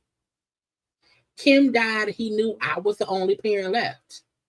Diddy was arrested at the hotel in New York and had the party drugs at the hotel room. Again, they want him to come home. Okay, but where's Caresha's thing? Hold on, I gotta get to Caresha, child. Let me scroll. Hold on.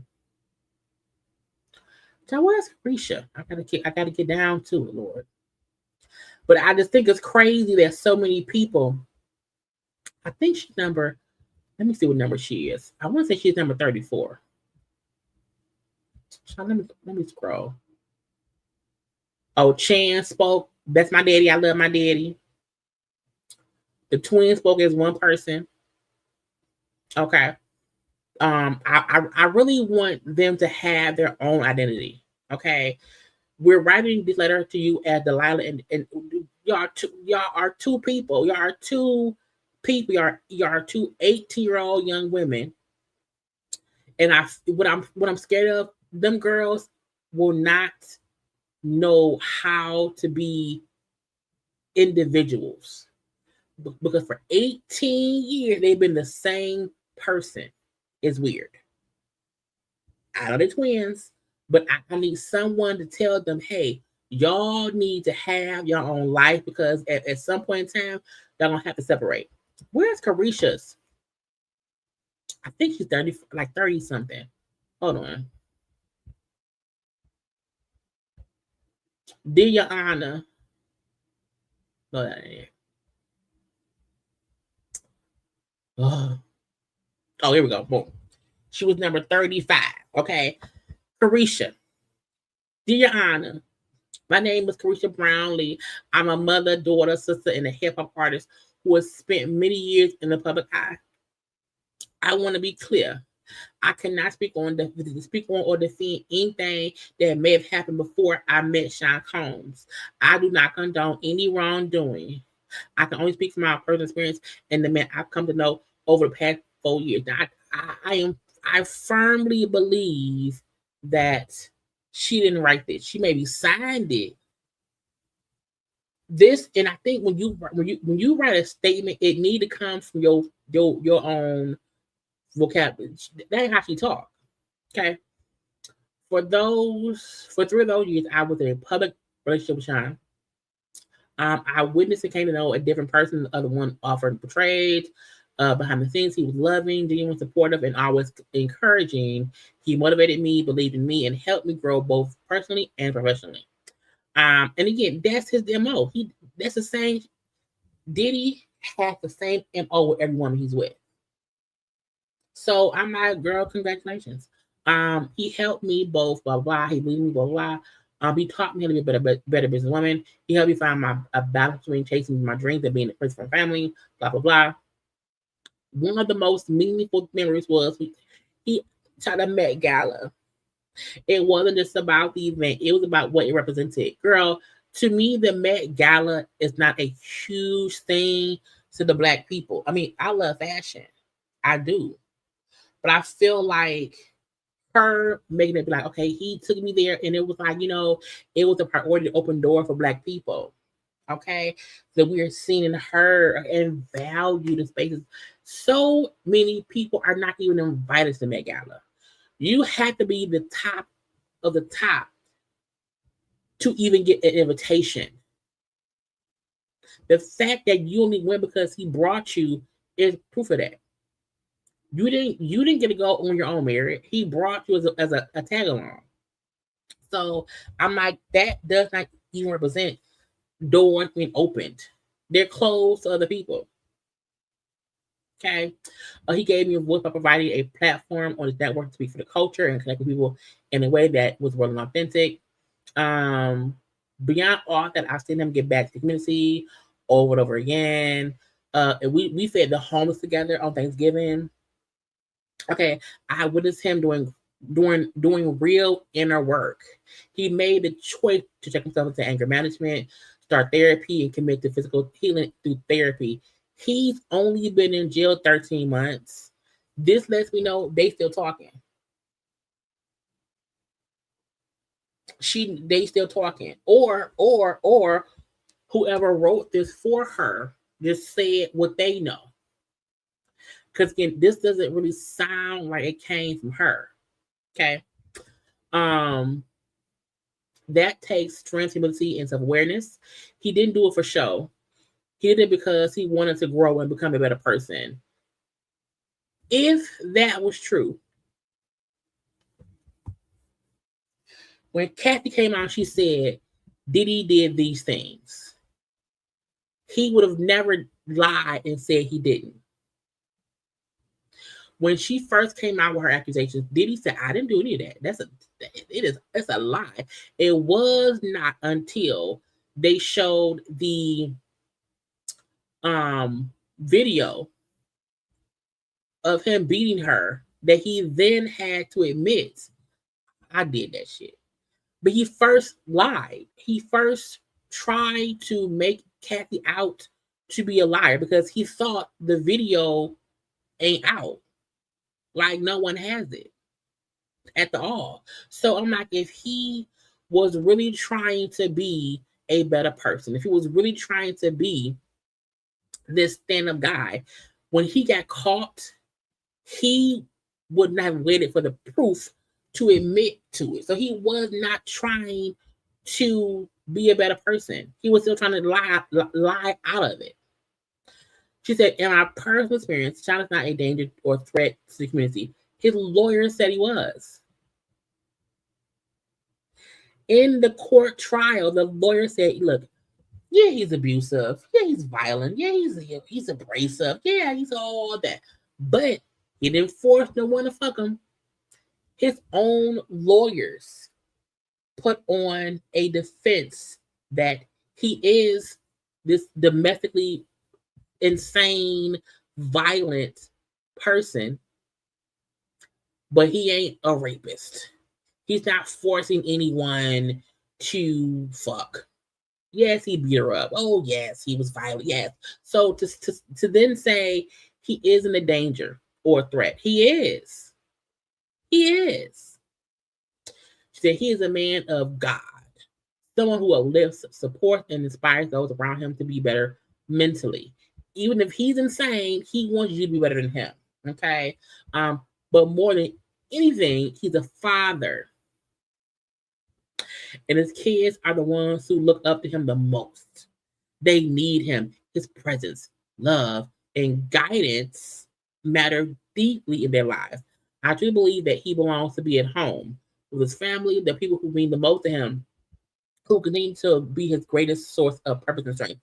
Judge, that's a good man. I'm like, bitch, did you?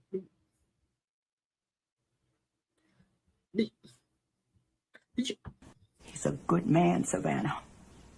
A good man. No, he not. He isn't at all. What do you mean? Girl. So again, I don't know who wrote Caresha Stay Before Her. I'm assuming it was Diddy's lawyers, and they just asked her, can I use her name?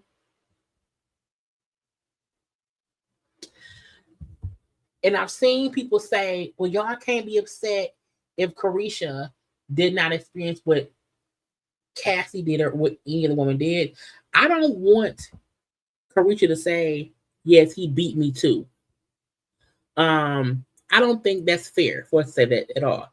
However, once I see what you did and how you still try to lie about it in current time, I don't want to be with you, because that means to me you have not done the work. So it's weird to me that she felt like, yes, put my name on it. You can do that for. I can say, use my name. I'll say that's fine. No, I would not have. It's not something that I would have done, because truthfully, it makes it seem like you are part of the problem. But again, she was not the only person who wrote something. It was 70 statements for him. And again, if Diddy was somebody who we've never heard of any inkling of him being violent, being mean, or anything, I would say, hey, it's a first time offense type of thing. Let's not, drag it too much. Give someone a chance to do better. He had a history of that shit. And when it came out, he denied it as if it wasn't true. He only admitted to the shit because the video came out. And now they're using dead ass Kim Porter, his kids, his dying mama, to guilt trip the judge to let him come home. Now, to me, Diddy does not need to spend the rest of his life in prison based on the charges. However, I do feel like he should do about 3 years. Okay, give him 5 years. He'll do 2.5. He'll do the rest of it on probation, and hopefully he won't get in no more trouble. But all this, he's clean now. He's in jail. He's clean-ish. But to me, he should not be. Even him spending the 1 year in lockup is not enough. It isn't. Again, I don't think he should get 10 years. I don't. I think sentence him to 5. He'll do about 2.5. Do the rest on parole, probation. And that, to me, then proves he's trying to do better.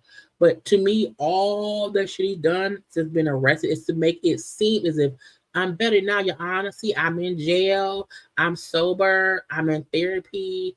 He doing that shit for show for right now. For right now. So I don't think he should come home right now. I don't. At all. Okay. Now, Cardi of the B. Child, when I took it was so much. It was so much, child. It was so much. Oh Lord, it was so much. Y'all take 30 seconds. Okay, take 30 good old seconds and like the video.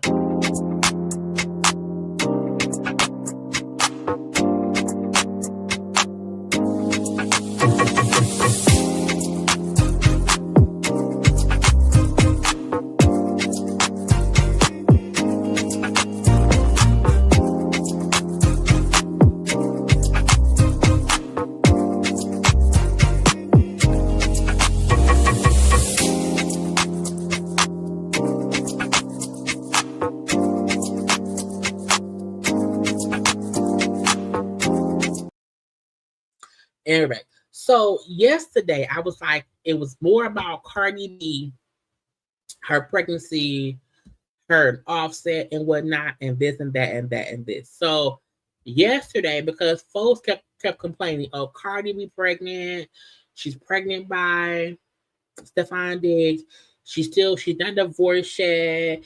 Why would she do that? And blah blah blah. Cardi B said, "Bitch, hold up. Okay, let me let y'all know why I am still married." Else. So what? That happens. It's life. Let me tell you something. I did things the correct way the first time. I fell in love. I got 2 rings in my finger. I lasted 7 years. 7 years that I didn't have to last with somebody with. I lasted 7 years in a marriage.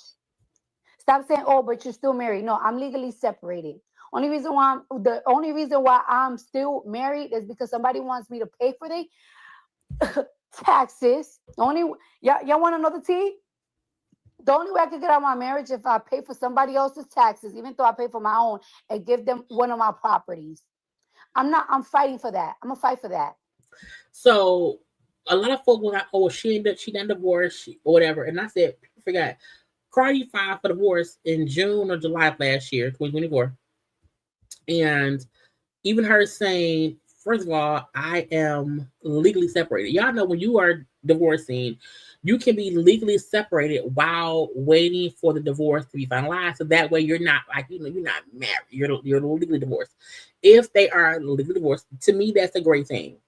Okay, because it means I'm waiting for the divorce shit to come through. But if he wants my money, if he wants me to pay his taxes, if he wants one of my houses, I ain't doing that shit. So we beefing. This is not no love shit. And like I said, I'm not gonna stop living my life because on a contract, I'm practically still married because somebody want to hold me hostage if I don't give them millions of dollars to get. Yes, I'm having a baby with somebody else to get out of it.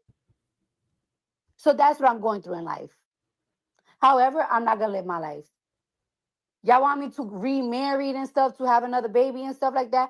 I'm doing things what makes me happy. I did it the right way the first time.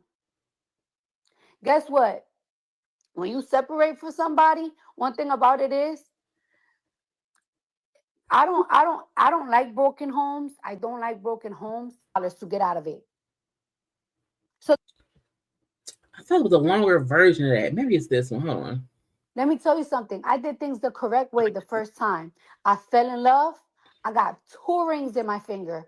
Her point was, she was, because they got cut off on the other part. Her point was, I met somebody, fell in love, got married, had babies, stayed married, and he wasn't shit. I'm now trying to divorce him, and he is holding shit up because he wants things. And I don't want to give him my house. I don't want to pay his bills. So we fight it out until that case. So I think her point was, don't make it seem as if because I have moved. Because if I filed for divorce over a year ago, and I kept telling y'all, Cardi told y'all that her Offset were done before she had Blossom. Blossom was an absolute oops baby. You know what I'm saying? While her Offset was at odds. You know what I'm saying? So the marriage has been over. They weren't together during her pregnancy. So technically her offset has been done over a year. She just had to birth the baby. You know what I'm saying? So it's weird to me that folks make it seem as if she was still actively in her marriage and dating someone else. She wasn't. She announced her divorce before she announced her pregnancy in 2024. So she allowed him to knock her up while they were separated, and she still chose to, one, have her baby, okay, but two, follow through her divorce. And he's still holding on to dear life. Okay. And her thing is, I'm not about to sit and allow him to force me to still deal with him in some kind of way or be stuck. No, I'm gonna move on. And so, yes, so what? I got pregnant by somebody else. Okay, but it is what it is. Okay. That was one thing. I like her addressing, we not divorced because of him. Because he wants these things. He's trying to mentally hold me down. He's trying to emotionally and spiritually hold me down. Okay. And I'm not allowing it. And then folks are trying to make her feel bad for moving on and being with Stefan and getting pregnant by him. And I'm like, bitch, what do you want us to do? What do you want us to do? Now, there was also this conversation. When it's time to tour, my baby, my newborn is going to be great. Me and my baby dad, my new baby dad, I guess, whatever, we always speak about how things are going to be when we have a baby. This is not just a thing that is that, oh, I'm having a baby by myself. I'm having a baby with somebody. And I told them the expectations that I want. Hey, listen, I want somebody that's there for my baby. I know you have a busy schedule. We both got busy schedules. This is what I want.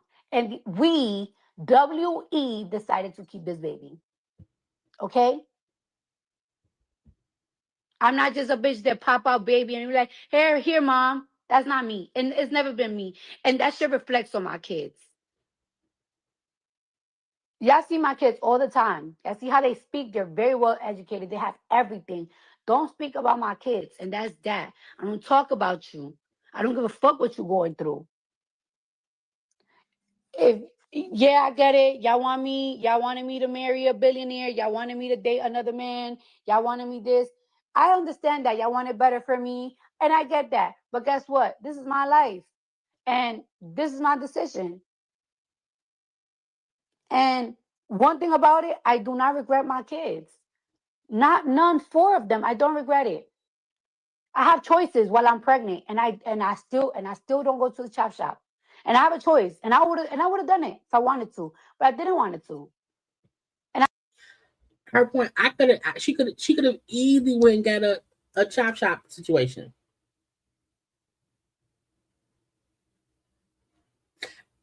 Truthfully, I think that would have been easier.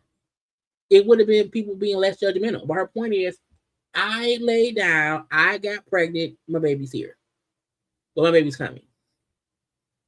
We had a conversation. Like, she's literally dealing the car. She's dealing with the car she was dealt. You know what I'm saying? Even if she felt like doing something different, she still chose to. She's pro-choice. She made a choice.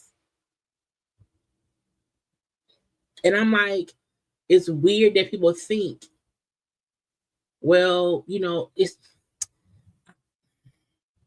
because I don't think she's dumb.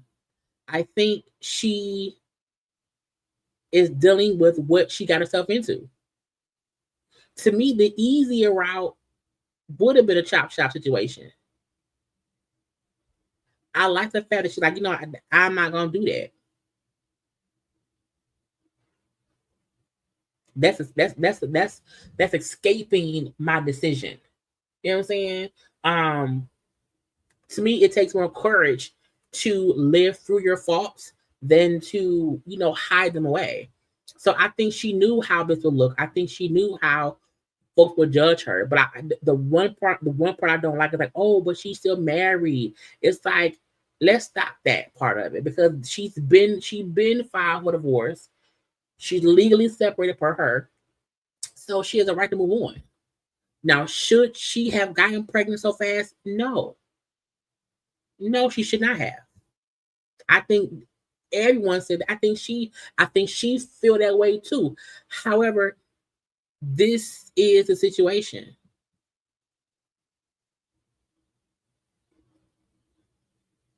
A lot of folk will say, "Well, I've had 8, 9 abortions." Well, bitch, you a murderer. If a person get pregnant 8 times, they have 8 abortions. They are living, to me, they're making worse decisions than someone who had 3 kids by her husband and now is having a 4th one by her boyfriend. But I digress. So we had that conversation. Okay. Now, her and the JT. Okay. We now know Offset is we don't like Offset. He's an asshole. Okay. He's a deadbeat husband, a deadbeat baby daddy or whatever. He was when I was talking. Oh, where's that? Hold on, one thing. Hold on.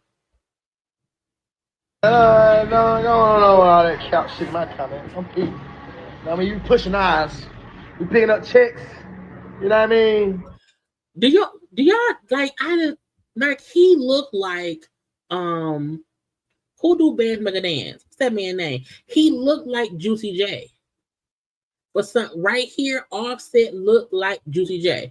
Bands that make her dance. He looked like Juicy J. We flexing on you know, the next. Hey, I'm finna drop another project in February too on my mama. I'm coming back to back on these pussies. It's still this to the day I die, too. You know what I mean? It's still this to the day Why it look fake? Is that real? It looks fake. I die. Fuck you niggas. And for any nigga or any motherfucker that don't fuck with me, nigga, suck my dick, nigga. I'm a boss, man. At the end of the day, you say what you say, I'm having my way. You know what I mean? I stick to God and I pray. Pay your taxes. Okay? Leave Cardi alone. Okay? Get a divorce done. Okay?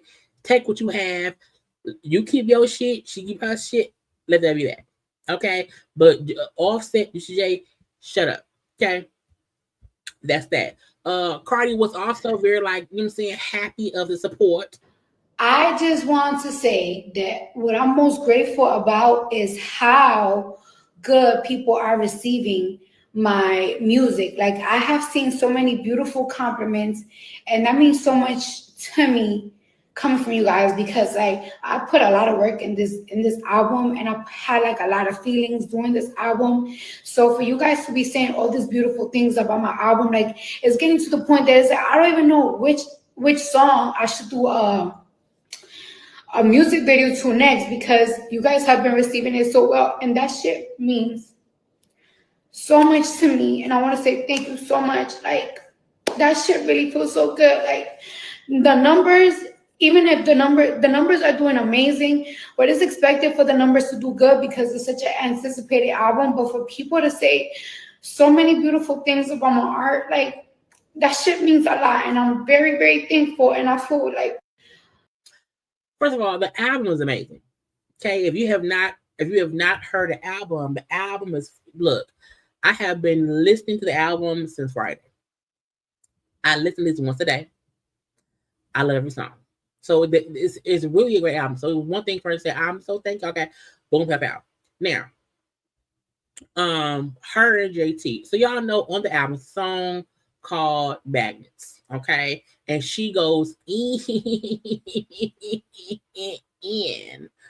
on JT. Okay, you know, fake ass bitch, a lying ass bitch. Your man got purses or whatever, the dildos in his booty. It was all a whole thing because her and JT had beef a minute ago, and so there's a whole song going at JT. There's also a song going at B. B ain't said shit, but JT decided today, let me respond. Now, I don't know why she chose to start posting stuff on Twitter. I think that was dumb because, child, the Magnet song, like, if you have not heard, I hope I can put like a little second. Hold on. If you have not heard, like the beat. Hold on, I want to. Yep. Hold on.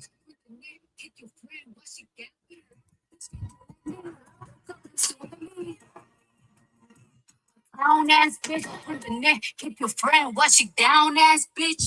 I said, Cardi, why you do that? Cardi, why you do this to her? No. Every song on the album is a bop. Okay. And she is a whole verse at JT. And I thought JT wouldn't say shit back. I did. Because I'm like, girl, leave it alone. Just stop it. Don't no, be quiet. Okay. So let's go to Twitter. Okay. So a few hours ago, folks like, oh, JT responded to Cardi B. I said, girl, why would you do that? Don't do that. Okay. Let me scroll down. Hold on. Her first post. Where is it? She posted this. This is nuts. This is nuts and sad. Gay men should be protected. I feel like this isn't being taken seriously enough. So a guy named Chris Blake Griffith interviewed with Tasha K. And he accused Stefan, I think Stefan Diggs and his brother, of things. Okay, let's listen. Sexual past at me. It wasn't the sexual past that frustrated me the most. What made me most frustrated was the fact that he tried to unalive me after it, when in reality, even though I was drugged, even though I was violated, I never thought that the next step would be my life being threatened because you got turned down. But it's that power complex of wanting what you want when you want it, feeling like you own the things that you pay. Him, I guess, allegedly making a pass at you. Right. Like, how did that go? We used to do dumb things like when we went to the strip club, we would take the jelly beans, swap the bag out. We put them in the Skittles. He's offering me candy. I'm really thinking it's on something like, man, you trying to play with me? No, I don't want to do that. Because we've done it before. And now it's like 2, 3 o'clock in the morning. Man, give me a piece. So he gives me a piece of the candy. And what happened to me after that was not what would have occurred if I ate Hershey's. I'll tell you that. What do you think it was? I mean, from the side effects of what I felt, I would say maybe in the realm of like ecstasy infused. Chris Blake gave the detail the night he let his Stefan drugged him, jerked off in front of him, and then put his tongue in his ear. Now that's weird.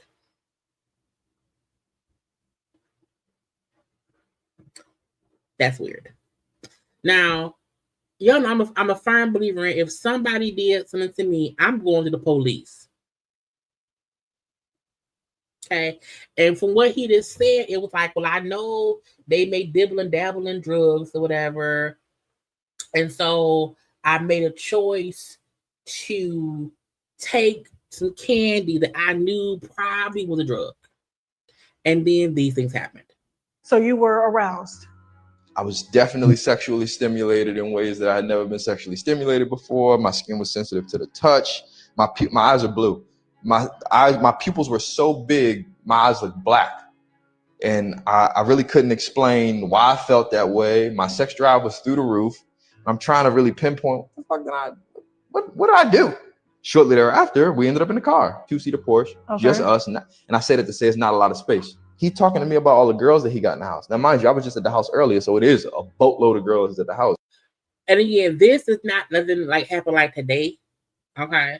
So this is not when Stefan was with Cardi at all. This is stuff that he had let us have before he got with Cardi. And this is the old interview with Tasha K that he did about Stefan Diggs. It's Spanish. But he only left with you. He left with me. But at the house, it might be 20 girls.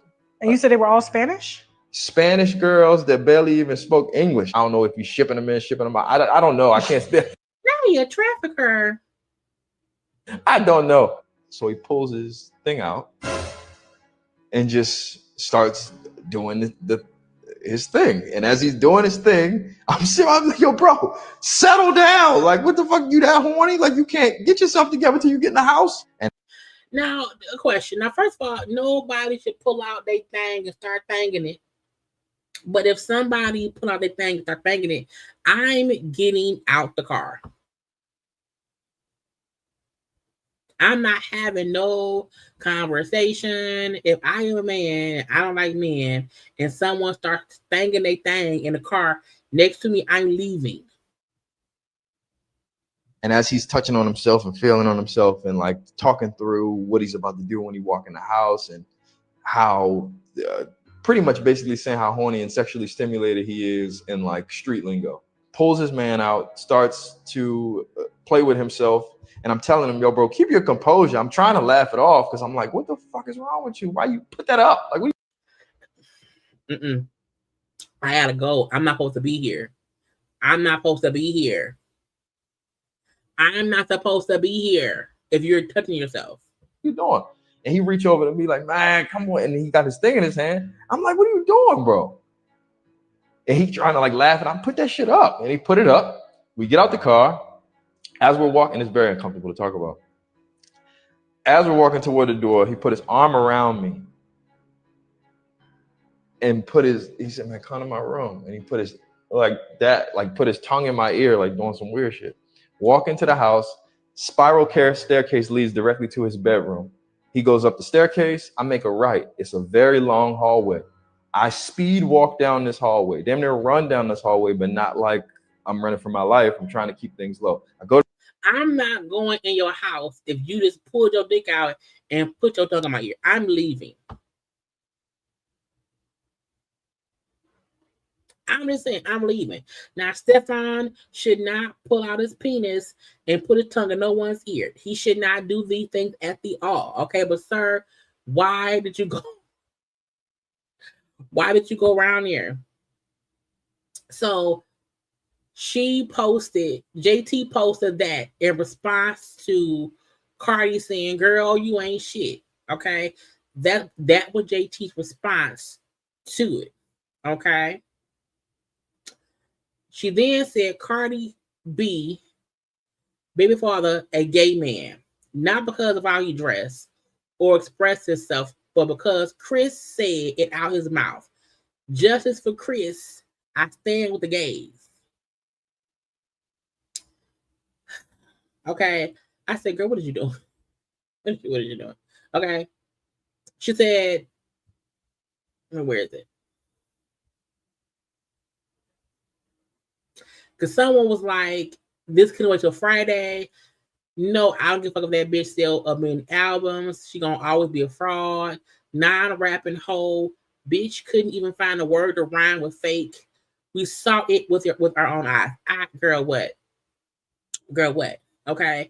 And I want justice for Chris. Okay.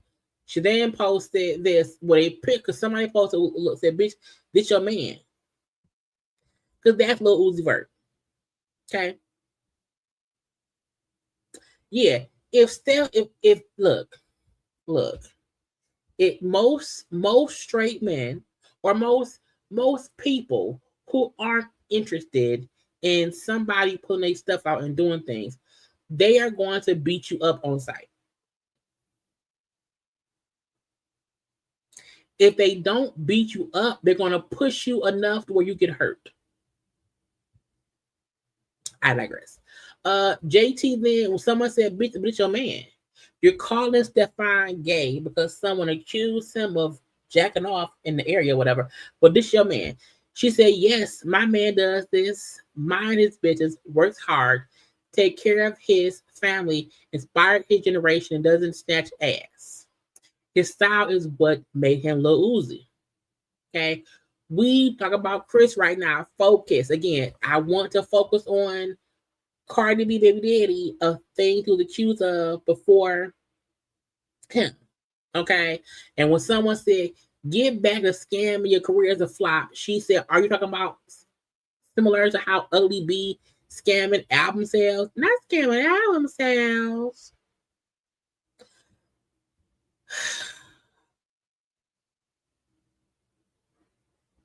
Where is it? Hold on. Show me a photo of me and my nigga sharing the bag. My nigga been having the fuck. We gotta share photo. Y'all get up for anything homophobic. Get up for Chris. She at one point also tagged. She deleted that. At one point, JT. She tagged Donald Trump. She deleted it since then. But she tagged the Patriots, which is the team that Stefan played for. She tagged the Patriots, CNN, Cardi, Code 45, Chart Data, Atlanta Records, Payola. I said, Mexico? Why would you do Mexico? I said, now she put that up, but she deleted it because first of all, anybody out here who's tagging Code 45, I don't trust you, bitch. Oh no, it's still here. I forgot. It's right here. Yeah, right here. Okay. She tagged again the Patriots, CNN, Cardi, Code 45. Okay. Chart Data, Atlanta Records, Payola, and then Mexico. I'm like, now what? Why is Mexico? Now why would you do that?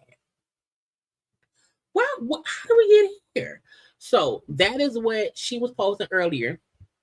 Now Cardi B did respond. She said, I want justice for them babies your man make you abort every time. Asked him what he told me about how he felt when he wanted to see Britt in that courtroom and she didn't show up.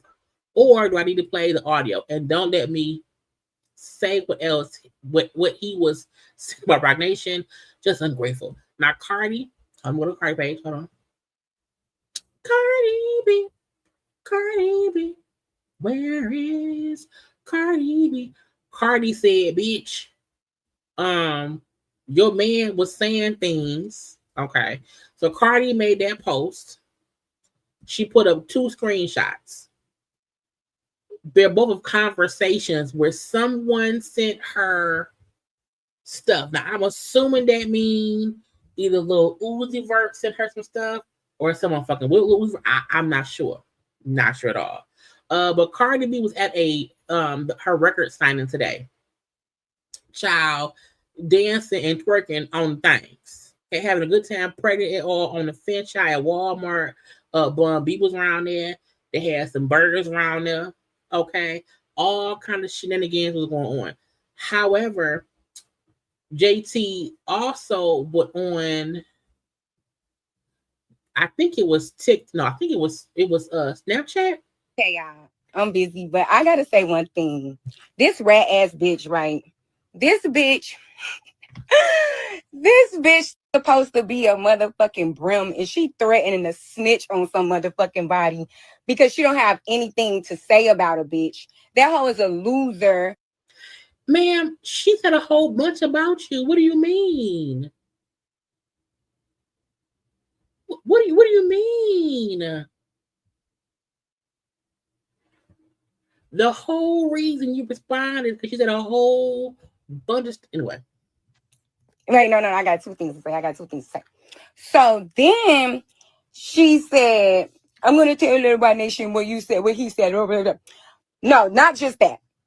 The bitch trying to spread fake tea about abortions when she stood her illiterate ass in front of millions of people and said she stands for pro-choice. Drops bomb. Does JT know that pro-choice means you are supporting a woman to make a choice? Pro-choice does not mean that you're against abortions. It means, bitch, I'm pro a person's choice. Meaning, if I choose to abort to go to a chop shop, I can go to a chop shop. If I choose to have my baby, I had my baby. So even her saying that dumb illiterate, you call someone illiterate and then use the wrong definition for the thing. I think that means you are illiterate. I can't take the dumb bitch serious. I can't take the, and bitch, show me typing those motherfucking messages or I'm calling the police on your ass for defamation of character, bitch, because I'm sick of it, ho. And I will be back. And I'm never getting off your ass. Okay, y'all. I'm busy, but I gotta say one thing. This rat ass bitch, right? This bitch supposed to be a motherfucking brim, and she threatening to snitch on some motherfucking body because she don't have anything to say about a bitch. That hoe is a loser. Wait, no, I got two things to say. So then she said, I'm gonna tell everybody nation what he said. No, not just that. The bitch trying to spread fake tea about abortions when she stood her illiterate ass in front of millions of people and said she stand for pro-choice. Drops bomb. I can't take the dumb bitch serious. I can't take the, and bitch, show me typing those motherfucking messages or I'm calling the police on your ass for defamation of character, bitch, because I'm sick of it, ho. You sound dumb. You sound stupid. Okay, you sound really. I was checking the comment section. Moderators, you don't have to remove messages of people. I seen a lot of messages being removed. Don't do that because I don't want anyone feeling like we're like, censoring them. So only remove stuff from like trolls, but like let folk rock. Okay, let folk rock. You know what I'm saying? We're gonna let that be. Because even though I can see it on my screen on StreamYard, I wasn't looking at the YouTube thing. So let that go. But back to that. Back up. Girl, what are you doing? What do you mean?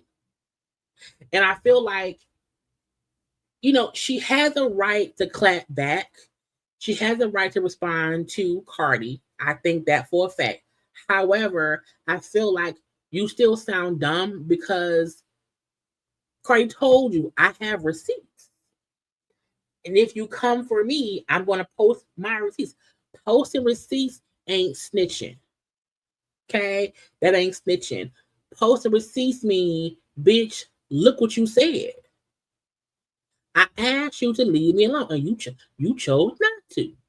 And if you chose not to, I'm on your head. Now again, they've been back and forth in it and whatnot. Now Cardi did post. Well, where is it? Hold on, I gotta find it. Cardi posted the dude Chris lied. Okay, Cardi said that man lied. He was caught stealing. He also lied on Devontae Davis or whatever, and he keep changing this and that and that and this. I don't know. I wasn't around there. Okay. However, Cardi said that man was lying. What is it playing? Ain't no sound. Where's the sound at? I think it's on Cardi's page. Let me see if it's on here. Because Cardi did she delete it? I gotta see, child. I saw it somewhere else too, where there were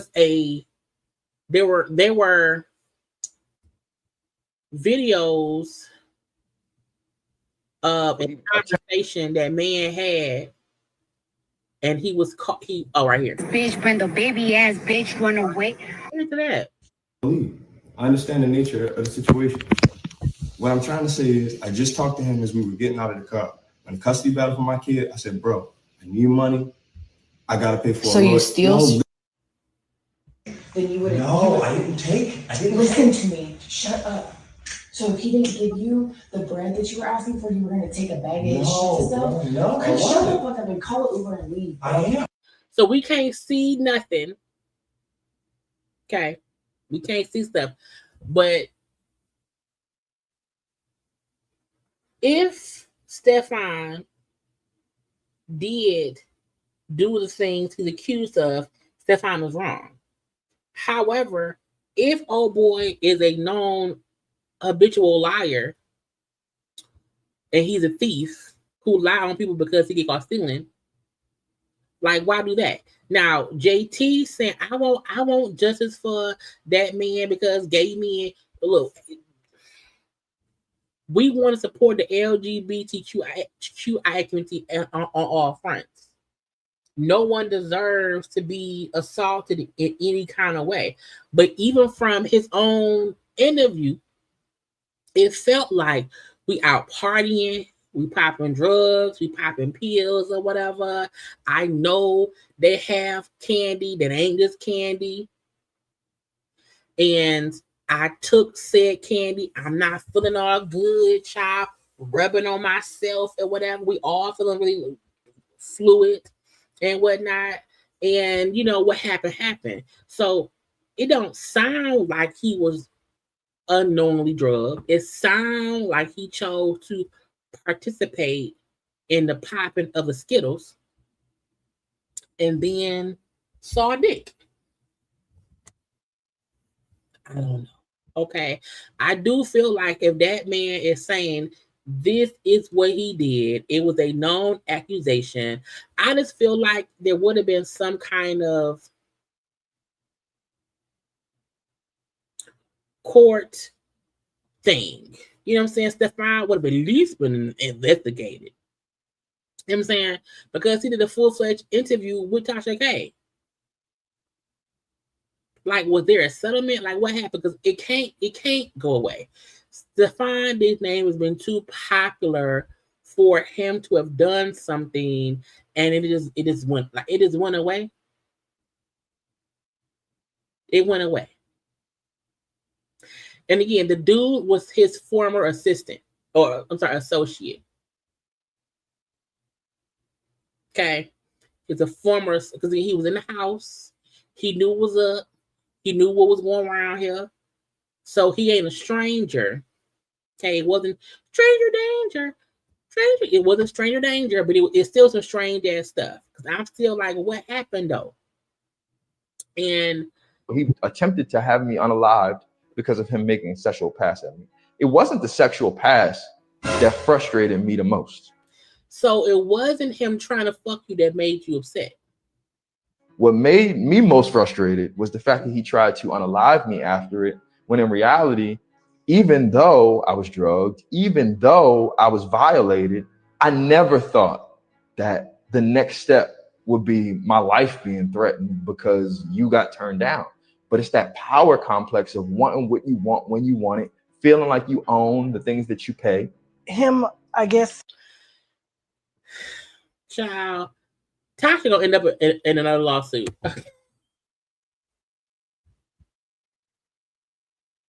Okay, Tasha, girl, get out the blogs, girl. Get out the bull stuff, child. Don't let it take you. You already owe Cardi $4 million, child. Don't owe her man more money too.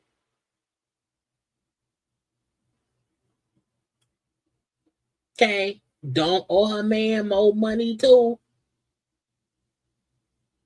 Don't do that. However, I agree, okay, with Ari. And feel like he lying about something. First of all, he don't even sound upset. And I don't know me who gonna say someone threatened my life. Okay, they pulled their penis out. Okay, and they was having fun with their penis. Okay, they then first of all, the fact that you telling me that man touched a dick and then put his arms around you with the same hand. He put a dick hand on you? He put a dick hand on you and licked your ear?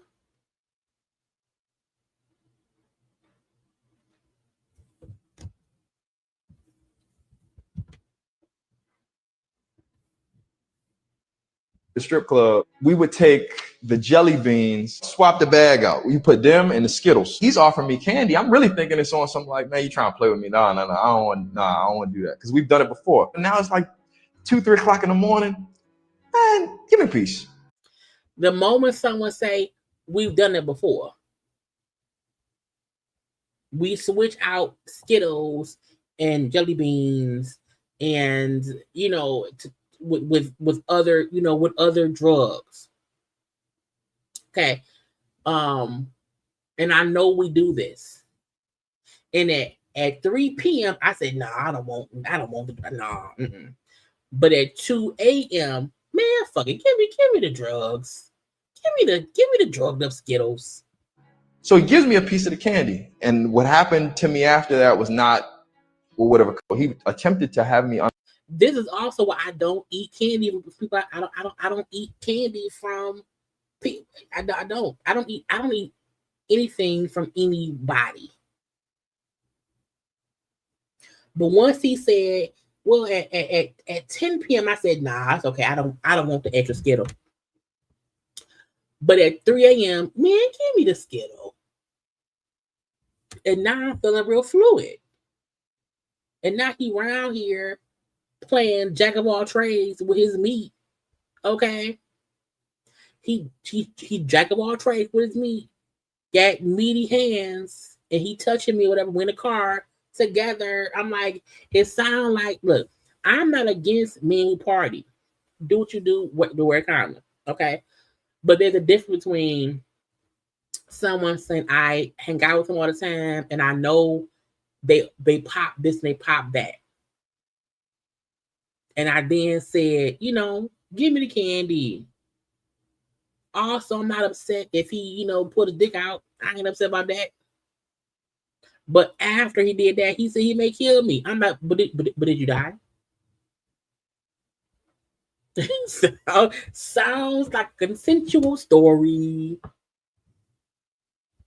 It sounds suspicious. That's suspicious. Yeah, it's fine. That's weird. Okay. It sounds like, I don't know, like you may be, you know what I'm saying? I don't know, like it may not have anything. But when someone say, hey, I know how they switch out the candies, and I know what it is, that's why I say no. Once you said yes, you weren't drugged. You just took drugs. Drugs mean when someone said I was drugged, that means I had no intention of ingesting any drug. I had no idea the drink or the food was laced. That's being drugged. When you know someone around here popping extra Skittles, that was a choice. And that's what folks were like, girl, your man was accused of blah, blah, blah, blah, blah, and blooping them too. But Cardi child. Hey, y'all where? Drop it where? Get the bitch popping where, bitch? Bless. Bless by Jesus. Bless by Chelsea, bitch. I apologize for being late. Cardi was literally over there in at the Walmart for an album signing with thousands of people around there, and JT somewhere on Twitter talking shit. Literally on Twitter talking shit. And all because, girl, but your man. And even JT started off by saying, well, Stefan gay. If he not Cardi B, if he not gay, he may be fluid. But even if he like a bit of sausage in his omelet, your man do too. And that was Cardi's point. Anyway, JT, either put it in the booth or be quiet. But your responses sound stupid. Okay, it sounds a little bit dumb. Can't nobody say to me, I want the Skittles. No, I don't. I don't want the Skittles. I don't want the Skittles. No, I don't want the Skittles. I don't want the Skittle. Because why? It is a drug. And even if that man gay, we don't care. Ain't nothing wrong with being gay. Okay? Gay people is cool with me. If Lil Uzi Vert, you know what I'm saying, got whatever, we don't care. Leave it be, bitch. Okay. But Cardi B said, bitch, play with your mama. And that was me. So I don't know if anybody else has said anything since then. Again, Cardi, let's see what Cardi B doing. Hold on. What is Cardi B doing? She probably still at that event. So yeah, Cardi is at the event. I think they're in Texas. I think they're in Texas. At her site, at a Walmart's, if I'm not mistaken. But Stefan, make a song and get Offset the twerk. If he might.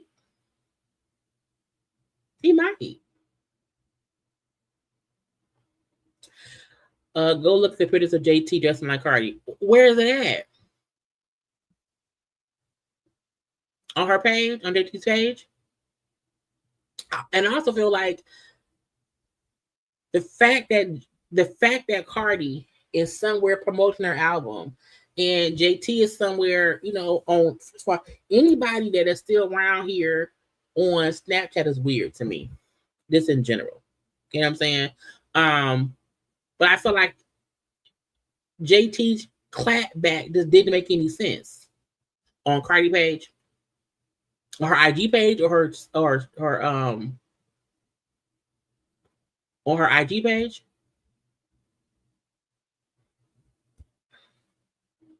Either way, I remember when JT was like cool with Cardi. You know what I'm saying? I think that's why all the bullshit is so weird, because they used to all be kind of cool and whatnot on Twitter.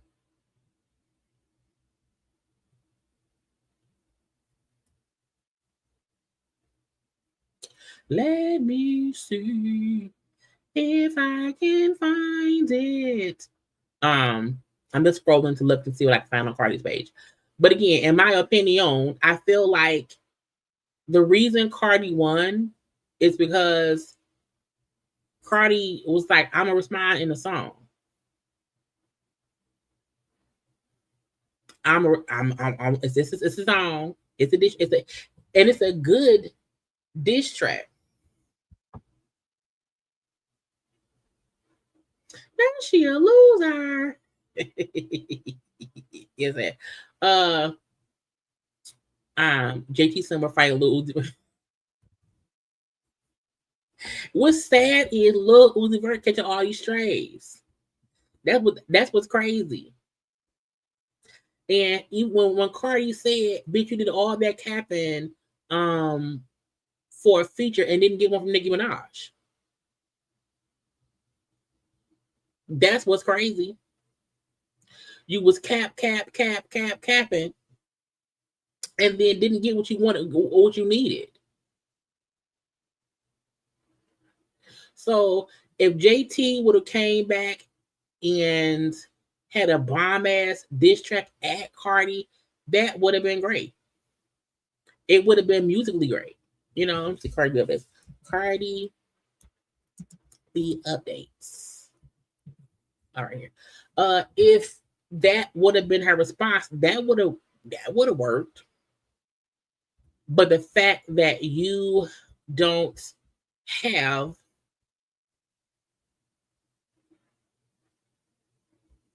I'm trying to see stuff. The fact that JT, but I'm on the wrong damn page. Lord Jesus. I can't find it. My point is the point that JT did not put out a song dissing, because to me, JT is a better rapper than Caresha. So for you to come back and your only response to be, oh, well, bitch, your man, some guy said your man one time jacked off in front of him. Girl, well, your man wear purses and y'all share them. Leave me alone. Okay, I'm out of it. I can't do it. You lost. Because the stuff that Cardi said was technically true. You were beefing with Caresha and it was all on social media and you did kind of blast her on social media. I'm saying it's like that's some true stuff that we know of. But I'm like, Cardi B is between Cardi B's surgeries, her 7-year hiatus from having a new album, her again, their thing. Let's go off on Offset. In general.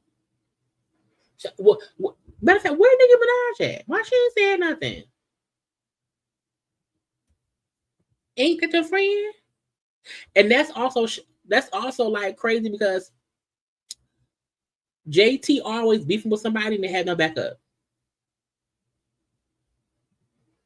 You beef with Cardi B and your bestie, your little bestie, has not even came back and said, "Oops, I'm sorry. Let's get it together." You be around here trying to, hang from Nicki's balls or whatever, and you end up looking dumb.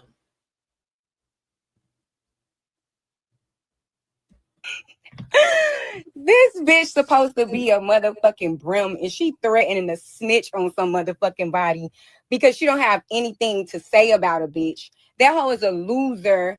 But did you snitching on Stefan? I don't know.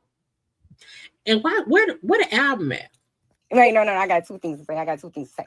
So then she said, "I'm gonna tell everybody nation what he said. No, not just that. The bitch trying to spread fake tea about abortions when she stood her illiterate ass in front of millions of people and said she stands for pro-choice. I wonder at what point did JT Google pro-choice and felt stupid? Did someone say, "Girl, you do know pro-choice is not against abortions, right?" When Cardi said, "I could have went and gotten a chop shop and I chose not to," that is the definition of pro-choice. She made a choice. No one made it for her. Anyway, JT, again, please go in the booth and make the dog Cardi out. Make Cardi have to do a new diss song. Okay? Make that. If you really want to get at Cardi, you know what I'm saying? Oh, wait, there's another one. Hold on. Ass bitch. Fuck you got my... Now this bitch on live saying she got my news. Revenge porn? Weird ass bitch. Fuck you got my news. Everybody got your news in their motherfucking phone. I bet it ain't no glass object up my pussy. I bet it ain't a room full of niggas and bitches. Scripper. Get your crazy ass on, fucking stripper. Talk about somebody fucking news. Woo! She don't like strippers? Is stripper an insult? If someone told us they're a stripper, is it an insult for you to call them a stripper? I feel like that ain't a read. Now this bitch on live saying she got my news. Revenge porn?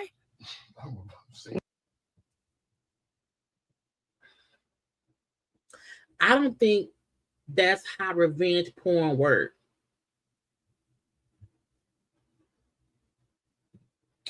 Is she talking about the old rumors that Tisha came and put out? I don't know, but I'm like, revenge porn, don't they have to be like if you with somebody and stuff? Weird ass bitch. Fuck you got my... Everybody got your news in their motherfucking phone.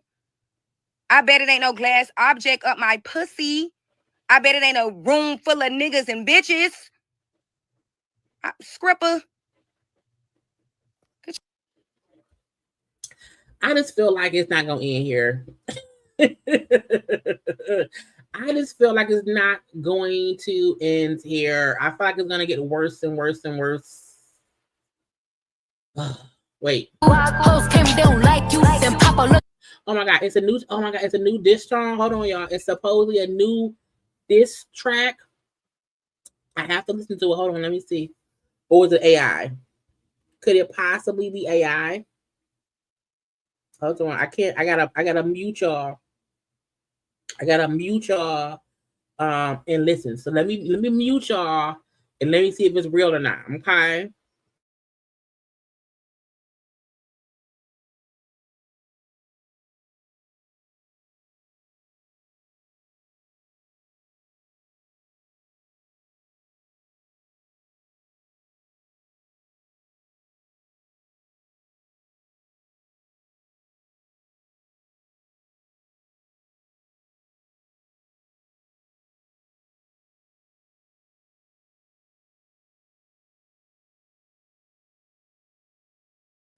Okay.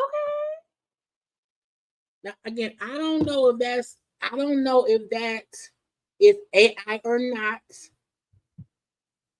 But Cardi B did say while on her way to her event, drop the extra song. Cardi said that. Let me go to Cardi's stuff. Child. See, I be right. Child, I got what time? Child, it's almost, oh Lord.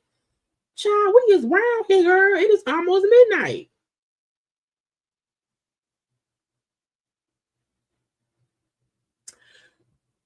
Oh, that's old. I'm like, what is going on here? Look, we're gonna leave it here. Okay. It's new. She posted on Instagram. Let me see. Hold on.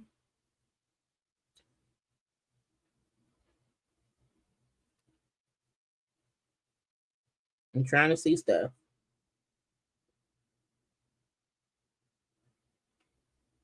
I don't know. The point is, Jesus said, "Oh, you tagged me on where? On IG?"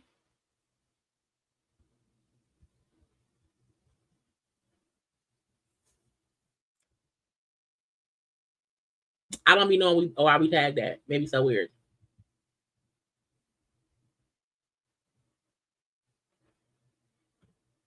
I can't see anything.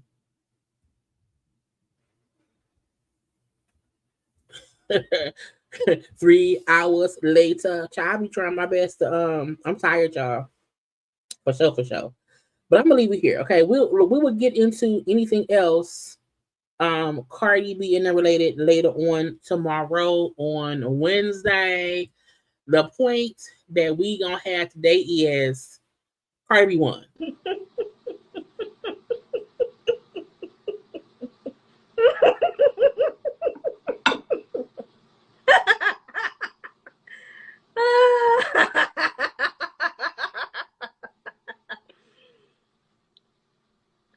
Wow. Yeah. Okay. At the end of the day gonna end. Okay. I did not mean to be 3 hours around here at the all. Child, it is 11:59 here and stuff. I am happy for y'all sticking around and whatnot.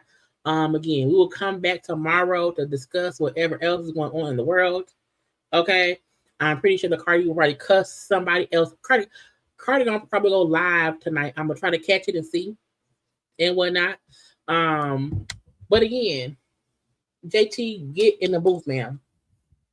Okay, get in the booth and let it speak for itself. Embarrass Cardi by out rapping her. Put out a fire disc and don't pull a Bia. Because that disc that Bia put out last year or I think like maybe the year before last. Don't pull a Bia. Okay, make it be good. Anyway, y'all please make sure to like and subscribe. Okay, to share the video as well. Okay, to watch the other content that's up on the channel around here because that is what we all like to do. Okay, again, I will probably be live tomorrow at 9 o'clock after I get up for a child for us to discuss whatever is going on in the news. Let's hope I get another good thumbnail, child. We're gonna be praying. Anyway, I love you all. Good night. Bye.